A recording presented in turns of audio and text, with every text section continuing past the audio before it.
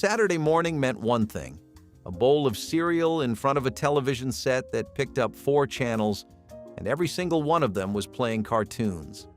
That was the 1970s, the decade when your parents let you drink from the garden hose, ride in the back of a pickup truck with no seatbelt, and walk to school alone at 6 years old. Number 42 on this list is something your mother kept in every single purse she owned, and number 11 is a smell that will hit you the second you hear its name. Some of these things disappeared quietly. Others got pulled off shelves, banned by new laws, or simply replaced by something that worked half as well. Here are 60 things only those who grew up in the 1970s will remember. Before 1977, shower doors and tub enclosures were not required to use tempered glass. Standard annealed glass, the same brittle material found in picture frames, was installed in bathrooms across the country. When it broke, it did not crumble into small, blunt pieces. It shattered into long, razor-edged shards capable of slicing through skin on contact. In a shower, where you are wet, barefoot, and unclothed, a fall against an annealed glass panel was a serious emergency. The CPSC issued its safety standard for architectural glazing materials in 1977, requiring tempered or laminated safety glass in hazardous locations, including showers and bathtubs. Tempered glass is 4 to 5 times stronger and breaks into small, relatively dull cubes instead of jagged blades. But the standard only applied to new installations. Older bathrooms with original annealed panels were grandfathered in, and many stayed that way well into the 90s, waiting for a slip, a stumble, or a child playing too rough to turn a morning shower into something far worse. Before store brands existed, there were the generics. Around 1977, grocery stores began dedicating entire aisles to products in stark white packaging with plain black lettering. No logos, no photographs, no slogans. Just the word beans or corn or beer in block letters. They cost 30 to 40% less than name brands, and for families crushed by the decade's inflation and gas shortages, that aisle was survival. The food inside was often made on the same production lines as branded versions, but nobody knew that at the time. What everyone knew was that buying from the generic aisle meant you were poor, and every person in the checkout line could see it. There was no hiding those plain white cans. By the late 80s, name brands fought back with coupons, and the generic aisle vanished. Today's store brands carry better packaging and less stigma, but anyone who remembers those black and white labels remembers exactly what they signaled. BHA and BHT were in everything.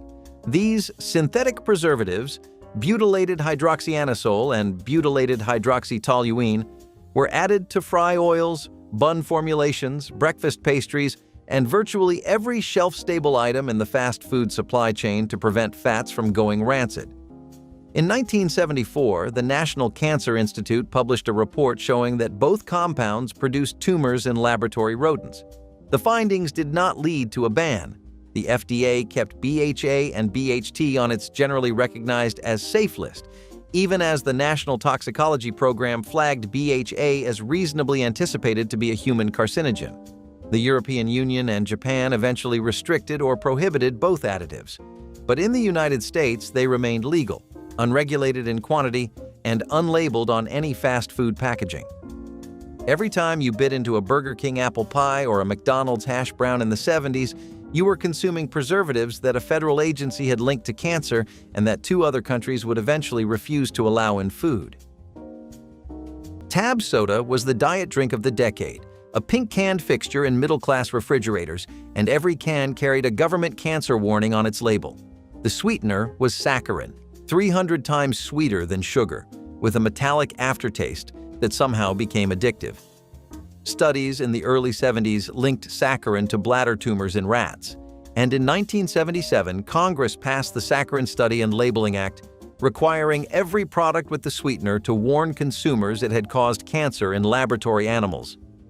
That notice stayed on tab cans and Sweet and Low packets for 23 years. In 2000, the National Toxicology Program finally removed saccharin from its carcinogen list after determining the rat mechanism did not apply to humans. For over 2 decades, millions of Americans drank something their own government said might cause cancer. and never stopped ordering another round. Fondue, sets with unshielded open flame burners, were the crown jewel of every 1970s dinner party, sitting at the center of the table like a bubbling cauldron of social sophistication. The setup was simple and terrifying in equal measure. A pot of boiling cheese balanced on a thin metal stand, heated by a canister of fuel that burned with an open flame inches from napkins and wandering hands. Everyone gathered around with long forks, dipping bread and fruit into the molten mixture while the flame flickered close to anything flammable. Kids reached across with skewers that dripped hot cheese onto tablecloths and bare arms. Spills were common, burns were shrugged off, and the occasional flare-up when fuel was refilled mid-party was treated as entertainment rather than emergency. Nobody considered that an open flame surrounded by overexcited children was a recipe for disaster. Today, unshielded open-flame tabletop burners are banned under fire safety codes, and fondue sets use electric heating elements instead. But the memory of that wobbly flame lighting up a crowded dinner table still flickers warmly for anyone who survived the era unscathed. What's Happening followed a group of black teenagers navigating life in Los Angeles with humor, heart, and a laugh track that rarely stopped for breath. The show was popular with audiences who loved the chemistry between the main characters and the relatable situations they stumbled through each week, from school troubles to family drama. But the comedy often relied on broad stereotypes, exaggerated reactions, and jokes that reduced the characters to types rather than fully realized people with depth and complexity. Rerun's weight was a constant source of humor that played his body for laughs week after week. Dwayne's nerdiness was mocked relentlessly, and the situations frequently veered into slapstick that prioritized quick laughs over substance. The show wanted to entertain, and it did that effectively for years, becoming appointment television for its loyal audience. But watching it now reveals how much of the humor depended on making fun of the characters rather than celebrating them. Modern audiences see the affection underneath, but also recognize the shortcuts the writers took to fill each episode with easy laughs and familiar gags. Pushing metal shopping carts with no child safety seats was just part of the weekly grocery run in the 1970s, and nobody gave it a second thought. Kids climbed in, stood up, leaned over the sides, or sat cross-legged among the canned goods like tiny passengers on a rolling ship. Parents steered with one hand and grabbed items with the other, trusting that the weight of the groceries would keep everything balanced. The carts were bare metal, cold in winter and hot if left sitting in a summer parking lot. There were no plastic flaps, no leg holes, no buckles, and certainly no padded inserts designed to keep a toddler locked in place. Kids treated the cart like a ride, gripping the edges and laughing as parents rounded corners or picked up speed down an empty aisle. If a child stood too high or leaned too far, the solution was a firm word, not a safety feature. Today, carts carry warning labels, built-in seats, and harness straps because the injuries from those old metal rides were more common than anyone admitted at the time. But for the children who lived it, the grocery cart was a chariot, and every trip felt like a small adventure on wheels. Gym class in the 1970s was not just about push-ups or running laps. It was about public humiliation disguised as fitness. Students lined up in front of their classmates to be weighed, their numbers recorded out loud by teachers holding clipboards. The scale sat in the corner of every gym like a silent judge, and no one could escape its verdict. Fitness progress was what they called it, but it was really a ritual of comparison. Kids whispered, laughed, or cringed as each name was called. No one questioned why it mattered how much a child weighed, only that lighter meant better. For many, this was their first lesson in body shame, long before social media ever existed. Teachers claimed it built discipline, but it mostly built anxiety, especially for those who already felt different. Students still remember the metallic click of that scale, the scratch of pen against paper, and the eyes that followed them back to the bench. In a place meant to build confidence, self-worth was measured in pounds. Looking back, it is easy to see how cruel those moments really were. Plastic teething rings filled with liquid chemicals were marketed as the perfect solution for sore gums in the 1970s, designed to be chilled and handed to fussy babies whenever teeth started pushing through. Parents trusted these rings completely. believing the cold liquid inside provided soothing relief that solid teethers could not match. The colorful fluid sloshing around inside looked cheerful and harmless. But when babies bit down hard or when the plastic cracked from repeated freezing, the liquid could leak directly into tiny mouths. That liquid often contained chemical compounds never meant to be ingested, substances that could irritate delicate tissues or cause harm over time.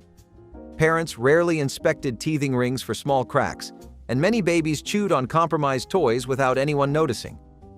When safety investigators traced reports of illness back to leaking teethers, the industry faced intense scrutiny.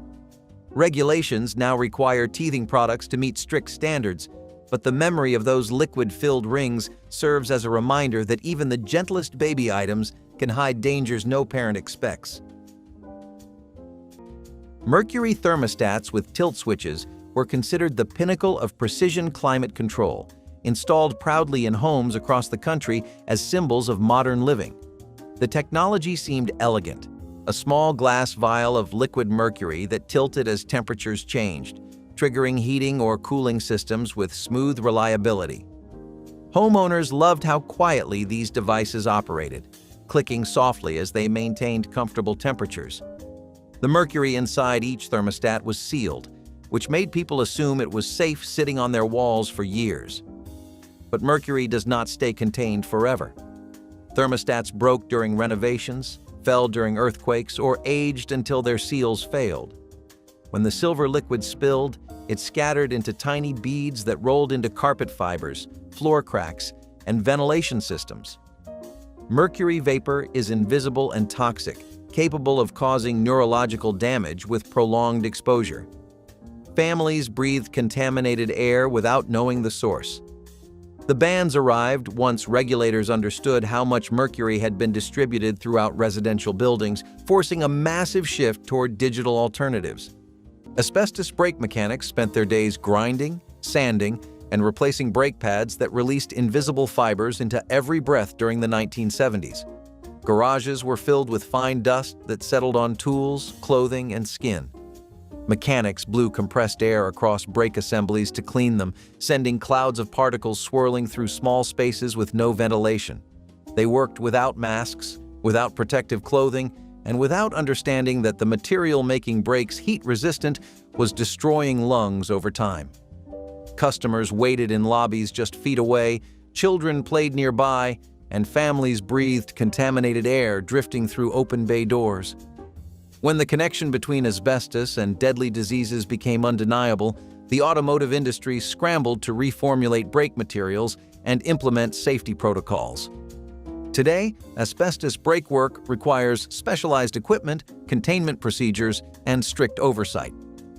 The mechanics who once considered brake dust a harmless nuisance now understand their everyday routine exposed them to one of the most dangerous substances ever used in consumer products. If your home was built before the 1970s, there was a narrow slot on the back wall of the medicine cabinet, just wide enough to slide a used razor blade through. The blade dropped into the wall cavity and was never seen again. No collection box, no sealed container, no removal mechanism. The blades fell between the studs and piled up for decades. Renovation contractors who opened bathroom walls in older homes routinely found hundreds of rusted blades stacked in loose piles behind the plaster, some still sharp enough to cut through a work glove. No regulation required the slots to be sealed. No code addressed what happened to the blades once they disappeared. The practice faded as disposable cartridge razors replaced double-edged safety blades, but the walls of older American homes still hold the evidence. Those generic labels never listed trans fat content because in the 70s, nobody had to, and no product in the American pantry contained more of it than Crisco. Procter & Gamble introduced the all-vegetable shortening in 1911, and by the 70s it sat in nearly every low-income kitchen. Mothers used it for biscuits, pie crusts, fried chicken, and cornbread. A standard batch of partially hydrogenated Crisco contained roughly 40% trans fatty acids by weight. Every biscuit and every piece of fried okra delivered a fat that raised bad cholesterol and lowered good cholesterol at the same time. The FDA would not require trans fat labeling until 2006 and would not ban partially hydrogenated oils until 2018. For close to a century, Crisco sat on the counter in its blue and white can, trusted by everyone who used it. Thousands of fast food restaurants built in the 70s used standard commercial construction materials, and that included asbestos. It lined the walls, filled the ceiling tiles, hid inside vinyl floor tiles beneath the booths, and coated the fireproofing around kitchen ductwork. The EPA banned spray-on asbestos insulation in 1973, but buildings already standing were not required to remove it. Those restaurants stayed open for decades with the material intact, and every renovation, every kitchen remodel risked releasing invisible fibers into the air that workers and customers breathed. OSHA set exposure limits in '71, but the National Institute for Occupational Safety and Health would eventually conclude there was no safe level of asbestos exposure at all. If the asbestos in the walls was invisible, the chemicals added to the food were equally hidden. By 1969, American companies produced 58 million pounds of monosodium glutamate per year, and fast food chains used it freely in seasoning blends, sauces, breading, and soup bases with no requirement to disclose it on a menu. The compound had been sold under brand names like Accent since the 40s, advertised as pure monosodium glutamate that makes food flavors sing. But in 1968, a letter in the New England Journal of Medicine described numbness, palpitations, and weakness after meals at Chinese restaurants, and the resulting hysteria, steeped in racial bias and weak science, overshadowed a legitimate question. A powerful flavor enhancer was being added to processed food in enormous quantities, and consumers had no idea how much they were eating. Fast food chains had no obligation to tell them. Nobody wore a bicycle helmet in the 1970s. You rode your Schwinn Stingray down the steepest hill in the neighborhood, no hands if you were showing off, and nothing protected your skull. Helmets existed for motorcycle racers, but wearing one on a bicycle would have been absurd. The Snell Memorial Foundation had certified cycling helmets since 1970, but consumer adoption was nearly zero. Kids doubled on banana seats, launched off plywood ramps propped on cinder blocks, and rode on handlebars. Head injuries from bike accidents were among the leading causes of childhood disability throughout the decade. California became the first state to require helmets for minors in 1986, and most states did not follow until the 90s. The attitude was straightforward. If you fell, you got up. If you could not get up, someone carried you home. Hand crank ice crushers with open gears were the kind of contraption that looked like they belonged in a factory rather than on a kitchen counter. These heavy metal machines had exposed gears that ground ice into shards with a satisfying crunch, and families used them for cocktails, snow cones, and summer drinks without ever guarding the moving parts. The crank handle spun freely, and the gears meshed with enough force to crush anything that slipped between them, including curious fingers. Kids loved turning the handle because it made them feel powerful, like they were operating real machinery, and parents rarely stopped them because fresh crushed ice outweighed any worry. Hair, sleeves, and jewelry all found their way into the gears, and the injuries ranged from painful pinches to far worse. The machine sat proudly on counters during parties, completely unshielded, humming with the mechanical charm the 1970s celebrated. Once modern appliance safety standards caught up with common sense, these crushers were banned for household use. It is almost comical to picture a kitchen tool with exposed industrial gears sitting next to the toaster, but that was how things worked. Welcome back. Cotter brought the sweat hogs into living rooms across America, turning a remedial high school class into comedy gold. Gabe Kaplan played the teacher who returned to his Brooklyn roots to inspire students everyone else had written off, and the chemistry between cast members made the show an instant hit. But the humor often relied on ethnic jokes, stereotypes, and punchlines that painted characters with broad strokes tied directly to their backgrounds. Juan Epstein's constantly questionable excuses, Horshack's exaggerated mannerisms, and Vinnie Barbarino's dim-witted charm all leaned into characterizations that would not survive a modern writer's room. The show wanted audiences to root for the underdogs, but the path to that rooting often ran through humor that reduced characters to their most obvious traits. At the time, audiences saw lovable misfits. Today, some see stereotypes played for cheap laughs wrapped in a feel-good package. The affection people still hold for the sweat hogs is real, but so is the discomfort that comes from re-watching episodes that remind us how casually comedy once handled identity. Store butchers who let you taste before you bought were one of the warmest, most personal parts of grocery shopping in the 1970s. You walked up to the deli counter, and before you finished asking about the salami or roast beef, the butcher had already sliced a thin piece and placed it on wax paper for you to try. Kids stood on tiptoe hoping for a sample, and more often than not, the butcher would wink and hand one down without being asked.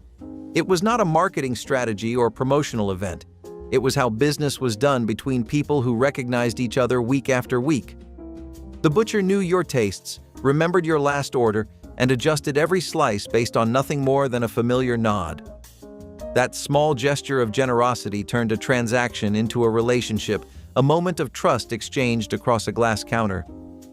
Families returned to the same store not because of prices, but because the butcher treated them like neighbors. Today, samples are pre-packaged, placed behind sneeze guards, and governed by health codes that leave no room for a spontaneous slice offered with a smile. The counter is still there, but the connection behind it has faded into something far more distant. Discipline in the 1970s could take strange and terrifying forms, and one of the harshest was the principal's office lock-in. When students misbehaved or needed to cool down, some principals would place them in small storage rooms or supply closets, alone, in silence, sometimes in the dark. There were no cameras, no supervision, just fear. The student might stay there for minutes or hours depending on the mood of the principal. Teachers and parents rarely questioned it because they trusted authority. The sound of the door shutting was unforgettable, a heavy click that meant you were completely alone. The air smelled of cleaning supplies and dust, and the longer you sat there, the smaller the room felt.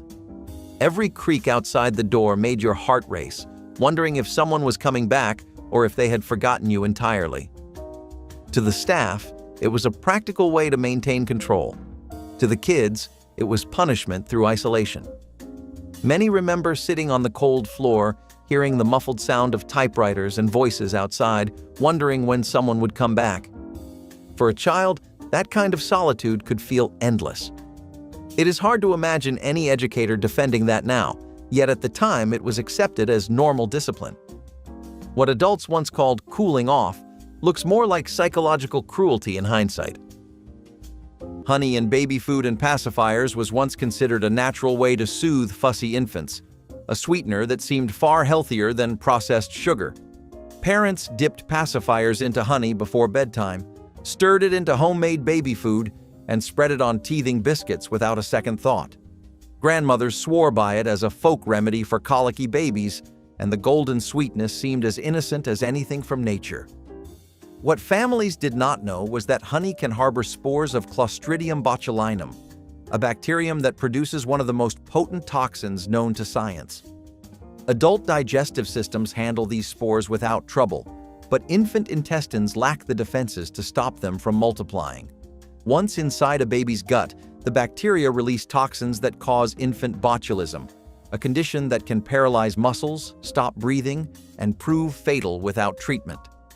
When doctors traced cases of infant botulism back to honey exposure, warnings spread quickly through pediatric communities. Today, no honey is recommended for babies under 1 year old, a guideline that would have shocked families who used it freely decades ago. Natural does not always mean safe. Muscle car barn finds were scattered across rural America throughout the 1970s, rusting quietly in sheds, fields, and abandoned garages where owners had parked them and walked away. Cars like the Chevelle, Charger, and Mustang were affordable transportation back then, powerful but common enough that nobody treated them as anything special. When engines failed or bodies rusted through, families simply bought newer models and left the old ones to decay wherever space allowed. Insurance costs and gas prices made these big block beasts impractical, and many sat untouched for decades under tarps or buried beneath years of junk. Today, those same rusting hulks can be worth more than the houses they sit beside, with rare models commanding six-figure prices even in rough, unrestored condition. Collectors travel thousands of miles chasing rumors of forgotten cars hidden in barns, hoping to find matching numbers, engines, and original paint beneath layers of dust and cobwebs. The muscle cars that nobody wanted have become the most sought-after vehicles in the hobby, and families who let them rot are sitting on fortunes they never expected. Self-cleaning ovens with asbestos panels were marketed as the ultimate kitchen innovation, promising to eliminate the back-breaking chore of scrubbing baked-on grease with nothing more than the turn of a dial. Homemakers marveled at the technology, watching their ovens heat to extreme temperatures and burn away residue while they relaxed. The asbestos lining inside made this magic possible, insulating the oven walls so effectively that the exterior stayed cool even as the interior blazed. Sales soared as families upgraded their kitchens, believing they had conquered one of the most tedious household tasks. What nobody realized was that every cleaning cycle released microscopic asbestos fibers into the kitchen air. These invisible particles drifted through vents, settled on counters, and entered the lungs of anyone nearby. Asbestos fibers do not break down, do not wash away, and do not leave the body once inhaled. By the time scientists understood the connection between asbestos and deadly diseases like mesothelioma, countless families had already breathed in years of contamination. The bans followed, and revolutionary ovens became symbols of how innovation can hide danger. DDT crop dusters and pesticide sprayers were considered heroes of the agricultural revolution in the 1970s, flying low over fields and walking through clouds of chemicals designed to protect crops. These workers handled DDT with bare hands, breathed it in during long days, and returned home covered in residue that clung to clothes, skin, and hair. Families greeted them without concern, children hugged them without hesitation, and nobody imagined that the powder-protecting harvests was accumulating in human tissue. The chemical was praised for effectiveness, marketed as safe, and sprayed liberally across farmland, neighborhoods, and even swimming pools.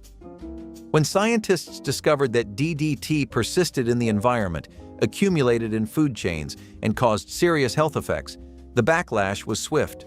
The pesticide was banned, spraying stopped, and workers who spent years applying it wondered what damage had already been done.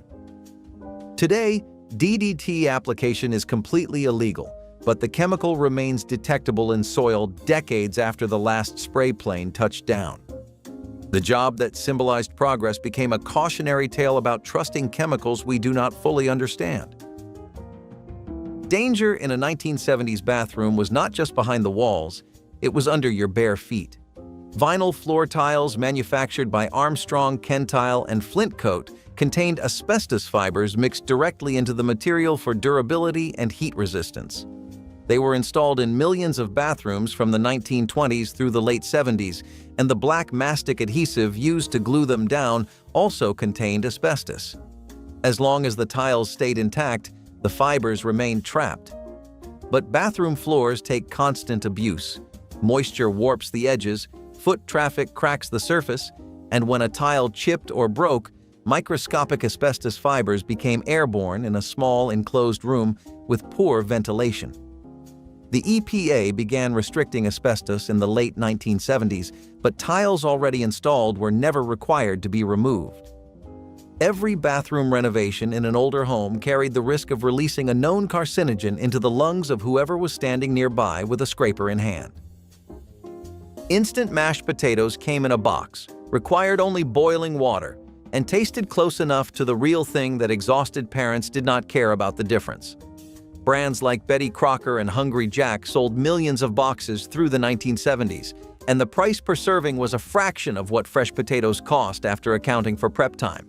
Buried in the ingredient list was butylated hydroxyanisole, known as BHA, an antioxidant preservative added to prevent the dehydrated flakes from going rancid. The National Toxicology Program listed BHA as reasonably anticipated to be a human carcinogen after studies showed it caused tumors in the forestomachs of rats and mice. By the mid-1970s, estimated annual use of BHA in American food had reached 450 metric tons. The preservative was also in cereals, potato chips, chewing gum, and lard.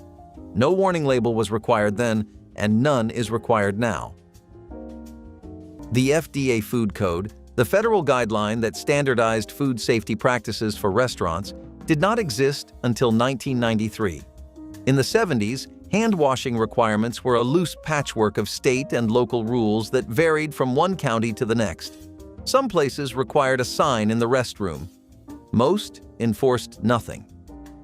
The teenager assembling your Whopper may have handled raw ground beef, mopped a floor with industrial cleaner, taken out bags of garbage, and then wrapped your sandwich without washing his hands once because nobody had trained him and no inspector was watching.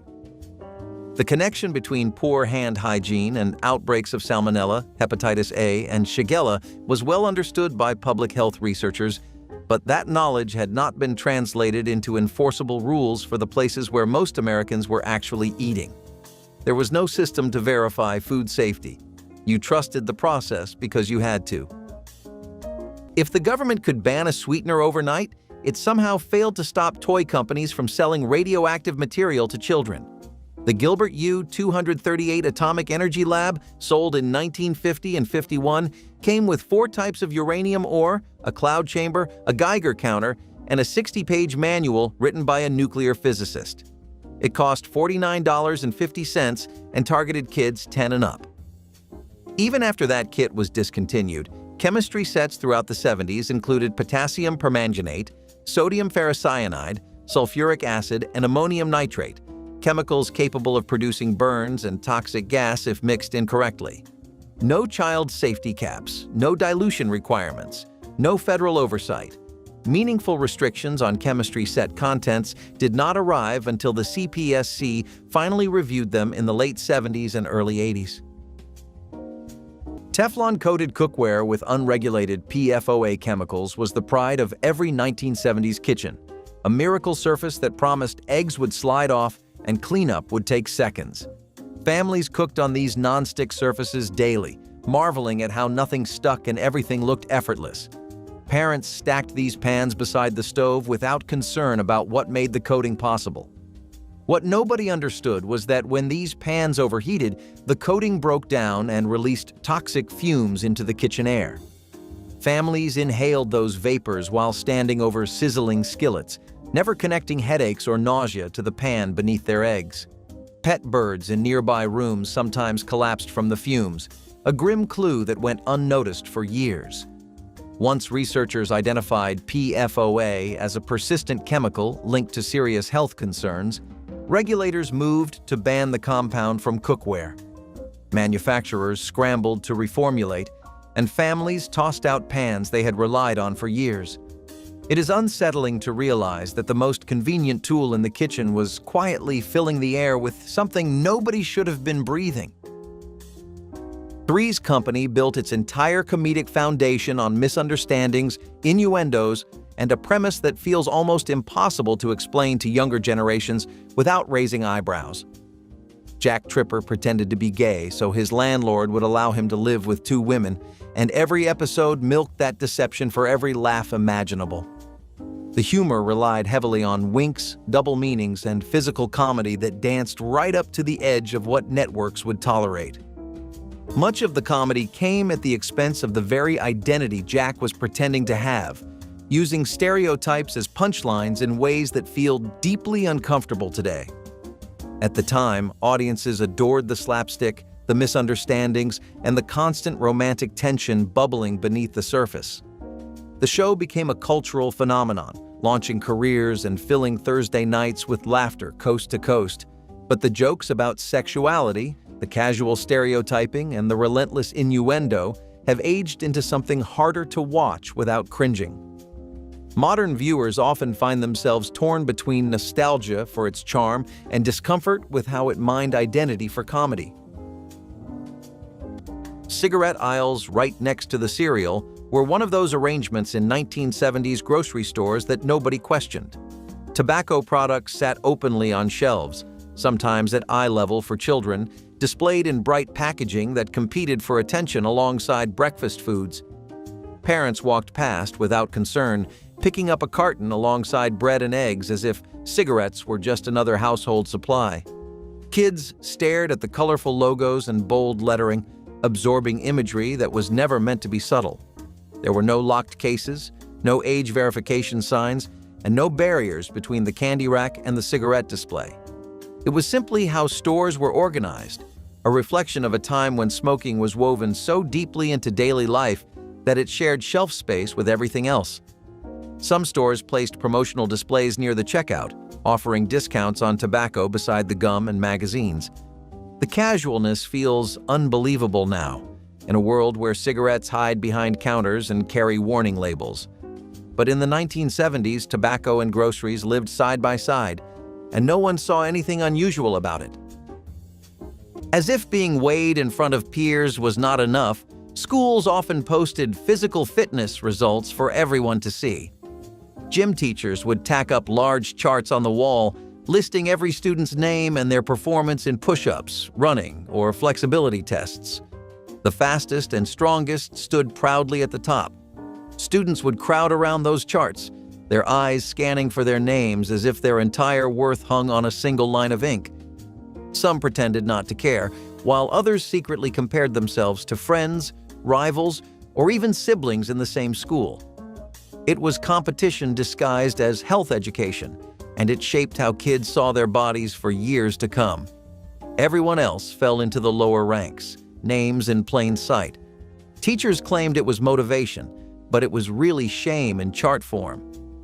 Students dreaded those announcements because there was no hiding from the numbers. If you struggled, everyone knew. If you excelled, you were expected to stay there forever. These lists divided kids as clearly as report cards, but with more embarrassment attached. What should have been about progress turned into a public scoreboard of failure. Many people who grew up then still recall the sinking feeling of seeing their name halfway down, or worse, at the bottom. The message was clear. Success was public, but so was shame. That kind of motivation did not build athletes. It built memories of humiliation that lasted long after graduation. Soft crib bumper pads were once considered essential nursery items, tied lovingly around the inside of every crib to protect tiny heads from hard wooden slats. Parents chose patterns that matched bedding sets, creating cozy nests that looked straight out of magazine nurseries. The padding seemed like common sense, a soft barrier between fragile babies and rigid bars that looked uncomfortable even to adults. Nobody questioned the safety because bumpers looked so gentle, so cushioned, so protective. But what families did not realize was that these soft pads created a suffocation risk that grew every time a baby rolled face first into the fabric. Infants lacked the strength to push away or turn their heads when pressed against something blocking their airway. The very softness that made bumpers appealing also made them deadly. Investigators found that perfectly healthy babies were lost simply because their faces ended up pressed against decorative padding. When regulators finally banned crib bumpers, the decision came with overwhelming evidence that these products caused more harm than they prevented. Bare cribs are now recommended because they offer nothing for a baby to suffocate against. Atari 2,600 game cartridges filled bargain bins at toy stores and department stores throughout the late 1970s, sold for pocket change once the initial excitement of home video gaming began to fade. Kids begged for the newest titles, played them obsessively for a few weeks, and then abandoned them in closets or traded them away for whatever game their friends had grown tired of instead. Parents saw these chunky plastic rectangles as disposable entertainment, no different from the magazines and paperbacks that piled up and eventually got thrown out. When the video game crash arrived, unsold cartridges were dumped, buried, and destroyed by the truckload, erasing inventory that companies assumed nobody would ever want again. Today, rare Atari cartridges in good condition sell for thousands of dollars, and sealed boxes command prices that seem absurd for games that barely qualify as entertainment by modern standards. Collectors prize condition above all else, hunting for cartridges with intact labels, clean contacts, and boxes that survive decades of basement storage. The games that children forgot have become artifacts of a pivotal moment in technology. Mercury thermometer factory workers assembled delicate instruments in the 1970s without understanding that the silver liquid inside each tube was one of the most dangerous substances they would ever touch. These workers handled open containers of mercury daily, filling thermometers by hand, cleaning spills with rags, and breathing vapors that drifted through poorly ventilated workrooms. Some workers played with droplets on their palms, fascinated by the way mercury rolled and separated, completely unaware that the metal was absorbing through their skin and accumulating in organs. Factories hummed with productivity, and thermometers shipped to hospitals, homes, and schools across the nation. Symptoms like tremors, memory loss, and mood changes were dismissed as stress or aging, not recognized as signs of mercury poisoning until far too late. Today, mercury thermometer manufacturing is banned in most places, replaced by digital alternatives that pose no risk. The factories that once employed thousands have closed, leaving behind contaminated sites and workers whose health was sacrificed for a product the world eventually learned to live without. Hexachlorophene antibacterial soap was marketed as the ultimate weapon against germs, sold to hospitals, households, and especially to new parents who wanted the best protection for their babies. The chemical killed bacteria so effectively that it became standard in everything from surgical scrubs to baby powder, trusted by medical professionals and families alike. Nurseries across the country bathed newborns in products containing hexachlorophene, believing they were shielding fragile immune systems. The antibacterial power seemed like pure progress. But hexachlorophene absorbs through skin far more readily than anyone realized. And in infants, that absorption happened at dangerous rates. Reports surfaced of brain damage, neurological problems, and deaths in babies bathed repeatedly in products containing the chemical. The medical community was horrified to discover that something used so confidently had caused such devastating harm. Regulators moved quickly, restricting hexachlorophene to prescription-only use and banning it from over-the-counter products entirely. The soap that once symbolized cleanliness became a haunting reminder that even medical consensus can be dangerously wrong. Georgia-Pacific, National Gypsum, and several other manufacturers sold joint compound and spackling paste containing chrysotile asbestos throughout the 1960s and 70s. It was used to finish drywall seams, patch cracks, and smooth bathroom walls before painting. The product went on wet and was sanded smooth once dry, and the sanding was the problem. Each pass of the sandpaper launched a fine cloud of dust loaded with asbestos fibers into the air. In a bathroom, where the space was small and the door was usually closed, fiber concentrations could spike within minutes. The CPSC banned asbestos in spackling compounds and joint compound in 1977, but the material already applied to millions of bathroom walls was not affected by the rule. Homeowners who patched, sanded, or refinished their own bathroom walls through the 80s and 90s had no idea what they were inhaling. The compound looked like ordinary plaster dust. It was not. Vienna sausages came 7 to a can, sitting in a pale broth that smelled faintly metallic. At under 50 cents, they were one of the cheapest protein sources on the shelf. The sausages were made from mechanically separated chicken, a paste created by forcing poultry carcasses, bones and all, through a high-pressure sieve. The USDA had already deemed mechanically separated beef unsafe for consumption, but the chicken version remained legal. Each small can delivered nearly 30% of the daily cholesterol and more than a third of the recommended sodium. Sodium nitrite was listed as a preservative. Kids ate them cold, straight from the pull-tab can, sometimes with crackers on the side. For homes with no time to cook and no budget for fresh meat, the little sausages were a solution that nobody questioned and nobody particularly enjoyed. Carbon tetrachloride was sold at hardware stores as a spot remover and degreaser, and plenty of 70s families kept a can under the kitchen sink. The liquid was clear, smelled faintly sweet, and evaporated fast, which made it effective at lifting grease from fabric and countertops. It was also a potent liver and kidney toxin. Inhaling the fumes in a small room could cause dizziness, nausea, and organ damage within minutes. Industrial workers had been developing acute liver failure from carbon tet exposure since the 1930s, and the danger was well documented. The FDA banned it from household products in 1970, but enforcement was slow, and existing stock sat on shelves and in cabinets for years. OSHA now classifies it as a potential carcinogen. Families who used it to wipe down kitchen counters where they prepared food had no idea what they were handling.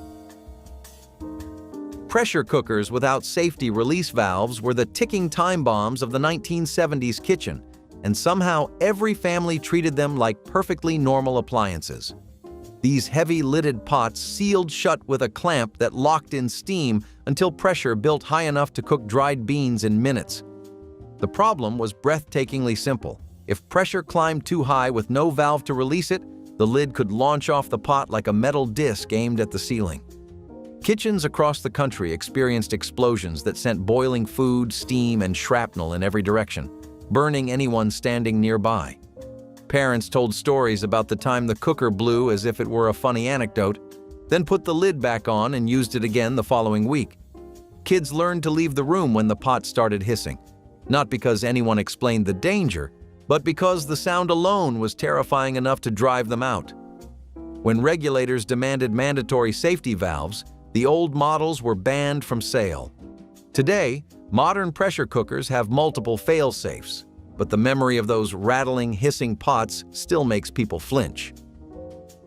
WKRP in Cincinnati was a workplace comedy that earned praise for its sharp writing and memorable characters, but some of its humor has not survived the decades gracefully, despite the affection fans still hold. The radio station setting allowed for eccentric personalities, romantic entanglements, and satire aimed at corporate culture and media excess. Venus Flytrap and Les Nessman became iconic characters, and the Thanksgiving turkey episode remains one of the most celebrated moments in sitcom history, quoted endlessly by fans. But the show also included jokes about gender, sexuality, and appearance that feel dated at best and uncomfortable at worst today. Jennifer, the receptionist, was constantly fending off unwanted advances played for laughs rather than addressed as the harassment it actually was. Some storylines treated women as prizes to be won rather than colleagues to be respected, reducing their agency to romantic subplots. The show was smarter than many of its contemporaries, but even smart shows of the era carried blind spots that are impossible to ignore now. Fans still celebrate what WKRP got right while acknowledging that parts of it reflect attitudes the workplace has since rejected. Sending kids alone to the store with a handwritten list was one of those ordinary acts of trust that defined childhood in the 1970s. Parents scribbled a few items on a scrap of paper, handed over a folded bill or a handful of coins, and sent children out the door with nothing but directions and confidence. Kids as young as 7 walked or biked to the nearest grocery store, clutching the list like a mission briefing, scanning aisles with serious faces as they matched handwriting to items on the shelf. Clerks recognized them, helped them find what they needed, and sometimes carried the bag to the door. There was no fear of strangers, no concern about traffic, and no worry about a child being gone for 30 minutes. It was a rite of passage, a small step toward independence every child was expected to take. Parents believed errands built responsibility, and the neighborhood acted as a safety net that made the whole thing feel natural. Today, sending a young child to a store alone would raise immediate concerns about supervision and liability. But back then, a kid with a grocery list and a few dollars was part of the landscape, trusted and unquestioned. Few experiences from 1970s gym class were as invasive as the uniform check. Gym teachers demanded absolute conformity. Every student had to wear the exact school-issued shorts and shirts, no exceptions. Before class began, teachers would sometimes order students to line up and lift their shirts slightly or tug their shorts to show the waistband, proving they were wearing the correct outfit underneath. Some students froze in embarrassment, their faces burning as teachers walked the line. Others tried to laugh it off, but the unease lingered long after class ended. The smell of sweat, the sound of whistles, and the echo of orders made those inspections feel like tiny military drills. If anyone forgot or substituted their own clothes, It meant detention or a lower grade. In some schools, girls were told to change in front of one another, and privacy barely existed. It was not just about uniforms. It was about control and compliance. Teachers believed enforcing sameness built unity, but it only built resentment and discomfort. For some students, those checks were humiliating and frightening, especially when teachers crossed personal boundaries in the name of discipline. Years later, those same rules feel unthinkable. What was once called routine inspection would now be recognized for what it truly was, an invasion of personal space that stripped students of both comfort and dignity. Tris-treated flame-retardant sleepwear was once advertised as the pinnacle of safety, promising to protect children from house fires, one of the biggest fears parents had at the time.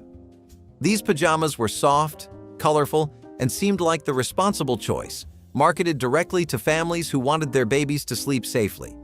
Parents bought them with complete trust, believing that anything labeled flame retardant must be protecting their little ones. But the chemical tris did not stay locked inside the fabric. It rubbed off onto skin, absorbed through contact, and entered the bodies of babies who wore these pajamas night after night. When researchers tested children who had slept in treated sleepwear, they found traces of the chemical in their systems, raising alarms about prolonged exposure. Studies eventually linked tris to serious health concerns, including potential cancer risks that no parent would ever knowingly accept.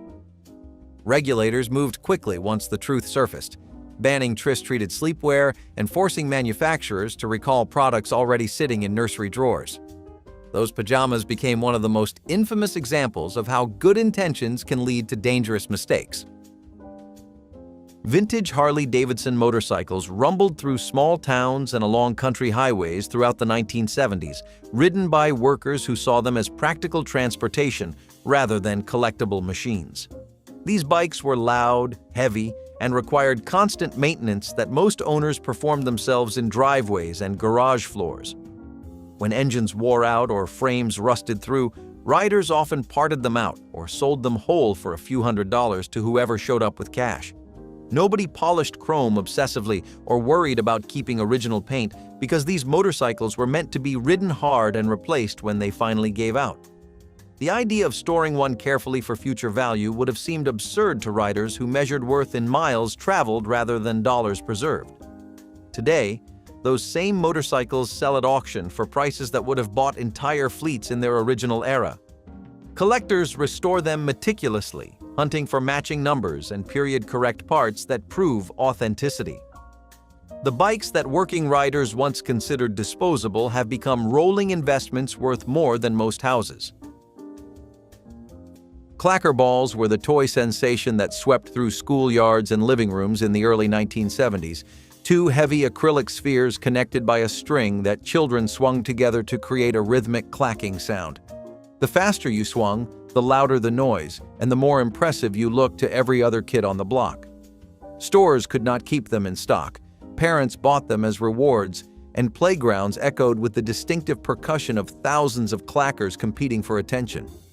But acrylic, under repeated stress, does not stay intact forever. The balls began shattering without warning, sending shards flying into faces, eyes, and hands at alarming speeds. Children suffered cuts, lacerations, and eye injuries that turned a simple toy into a trip to the emergency room. Some manufacturers tried replacing acrylic with harder plastics, but the fundamental design flaw remained. Regulators eventually stepped in, recalling millions of units and banning the original versions entirely. The clacker craze ended as suddenly as it began, leaving behind a cautionary tale about how quickly a must-have toy can become a must-ban hazard when excitement outpaces safety. Asbestos insulation installers without protective gear were the unsung heroes of the construction boom in the 1970s, climbing into attics, crawling through basements, and spraying fluffy white material into every crack and crevice of American homes. These workers showed up with nothing but work boots and a good attitude, handling fibers that floated through the air like tiny snowflakes. Nobody handed them masks, nobody warned them about dangers, and nobody imagined that the material making homes warmer was quietly destroying lungs with every breath. Builders praised their speed, homeowners thanked them for cutting energy bills, and the industry moved forward without questioning what those microscopic fibers were doing inside bodies. By the time medical researchers connected asbestos exposure to deadly diseases, thousands had already spent years inhaling particles that would never leave their systems. Today, asbestos handling requires hazmat suits, respirators, and strict federal certification, making the casual approach of the 70s feel like a distant nightmare. What was once an ordinary day on the job became one of the most dangerous occupations in American history. Morning announcements in the 1970s sometimes sounded more like sermons than school updates. Many schools began the day with Christian prayers broadcast over the intercom. Teachers and students of other faiths, or none, were expected to bow their heads and participate. It was tradition, they said, a way to start the day right. A hush would fall over the classroom as the principal's voice echoed through the speaker, reading verses before the pledge. Some students faked reverence to avoid standing out, while others truly believed they were doing something good. For those who did not share the faith, the silence was heavy, a mix of isolation and quiet resentment. But for many, it was a quiet reminder that religion and public education were still deeply tangled. Children who hesitated were called out or told they lacked respect. It would take court cases and years of social change before those prayers were fully banned. The intercom that once echoed with blessings now hums with neutral silence. What some remember as unity, others remember as exclusion, and that contrast still lingers in how we define freedom today. If you grew up poor in the late 1970s, you knew government cheese by the weight of it. A 5-pound block of processed American cheese arrived in a plain cardboard box stamped with USDA markings, dense and bright orange. The government had created it by accident. In 1977, the Carter administration poured $2 billion in dairy subsidies, and farmers produced more milk than anyone could drink. The surplus was converted into cheese, butter, and powdered milk, then stored in over 150 warehouses across 35 states. By 1981, the stockpile exceeded 500 million pounds. Reagan, under pressure for cutting food stamps while warehouses overflowed, released 30 million pounds through the Temporary Emergency Food Assistance Program. People lined up at churches and community centers. The cheese melted beautifully and made excellent grilled sandwiches. For millions of homes, it was the only cheese anyone would see all month. Before those metal playgrounds finished injuring kids outside, the packaging inside was doing its own quiet damage. In 1974, a businessman named John Huntsman Sr. invented the polystyrene foam clamshell and pitched it to fast food chains as the future of food packaging. Burger King tried it first. When sales jumped, McDonald's followed. By the late 70s, every hot sandwich and every cup of coffee came in a polystyrene container made from styrene monomer, a chemical the National Toxicology Program would later classify as reasonably anticipated to cause cancer. When hot food sat inside those thin foam walls, trace amounts of styrene migrated into the meal. Nobody tested for it. Nobody was required to. The foam was cheap, it kept food warm, and it was everywhere. Environmental pressure finally forced McDonald's to phase out the clamshells in 1990, but the concern was landfill waste, not what had been leaching into your lunch for 15 years. Every finished basement in a 1970s subdivision had the same look: dark wood grain paneling from floor to ceiling, shag carpet, and a console television in the corner. That paneling was hardwood plywood or pressed particle board bonded with urea formaldehyde resin, and it released formaldehyde gas continuously through a process called off-gassing that was worst when the panels were new and the room was warm. The chemical irritated eyes, throats, and lungs, and the International Agency for Research on Cancer has since classified it as a known human carcinogen. In the 70s, no federal limits existed on formaldehyde emissions from building materials. Families spent evenings in those paneled rooms, and kids used them as playrooms for years. Basement ventilation was poor, so the gas concentrated in the enclosed space. The Department of Housing and Urban Development did not set emission standards for pressed wood until 1985, a full decade after the paneling boom. Spring-loaded potato ricers with no finger guards were the kind of kitchen tool that required the grip strength of a lumberjack and the trust of someone who had never been betrayed by a spring mechanism. In the 1970s, these heavy metal devices were the preferred method for smooth mashed potatoes, and families used them at every holiday dinner. You loaded the cooked potato into the chamber, squeezed the handles together, and watched the potato extrude through tiny holes like edible confetti.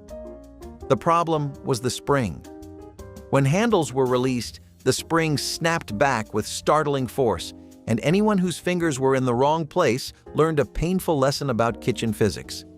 Children who tried helping often got their small hands caught between the handles, resulting in pinched skin, smashed fingers, and tears rivaling the peeling of onions. Adults developed bruises and blisters from repeated holiday use. Once enough injuries were documented, regulators demanded finger guards and redesigned mechanisms. Today, potato ricers come with safety features that seem obvious, but in the 70s, the only protection was experience and a healthy respect for the snap. Maude was designed to provoke, and it succeeded in ways that still echo through television history. B. Arthur played the title character with a sharpness that cut through every controversy the writers threw her way, from abortion to depression to political battles that felt electric at the time. The show tackled subjects other programs would not touch, but it did so with a bluntness that sometimes landed harder than intended. Maude's opinions came fast and unfiltered, sometimes alienating audiences who were not ready to hear a woman speak with such uncompromising force. The show pushed conversations forward, but some of its approaches to race, gender, and social issues used shortcuts that modern viewers find clumsy or dated. Supporting characters sometimes existed primarily to be corrected or mocked, their viewpoints treated as punchlines rather than perspectives worth engaging. At the time, Maude was hailed as fearless, a show willing to say what others would not. Today, some of that fearlessness looks different, a reminder that progress often leaves footprints that later generations view with complicated feelings. Glass milk bottles sold and returned at the store were part of a weekly cycle so familiar in the 1970s that most families never stopped to think about how elegant the system really was. You bought your milk in thick, heavy glass bottles that clinked together in the bag and felt cool and solid in your hands. Once the milk was gone, you rinsed the bottle, set it by the door, and the dairy company collected it, sterilized it, and filled it again. The cycle repeated endlessly, producing almost no waste and creating a connection between the family and the local dairy that felt personal and dependable. Kids loved the weight of those bottles, the cream that floated visibly at the top before you shook it, and the satisfying pop of the cardboard cap when you pressed your thumb through it. Families often had a small rack near the door where empties waited for pickup, and the milkman sometimes arrived before dawn swapping fresh bottles for used ones without ringing the bell. Today, plastic jugs dominate every dairy aisle, and returning a container feels foreign. But that glass bottle system worked beautifully, quietly, and with a simplicity modern recycling programs still struggle to match. Cafeterias in the 1970s had their own set of unspoken laws, and one of the worst was the clean plate rule. Children were told they could not leave the lunch table until every bite was gone. It did not matter if the food was cold, mushy, or nauseating. Wasting food was a sin, teachers said, especially when kids in other countries are starving. Supervisors patrolled the aisles, watching trays closely, and those who hesitated were scolded. Kids learned tricks, spreading food thinly to make it look eaten, hiding vegetables under napkins, or trading unwanted bites to friends who were hungrier or braver.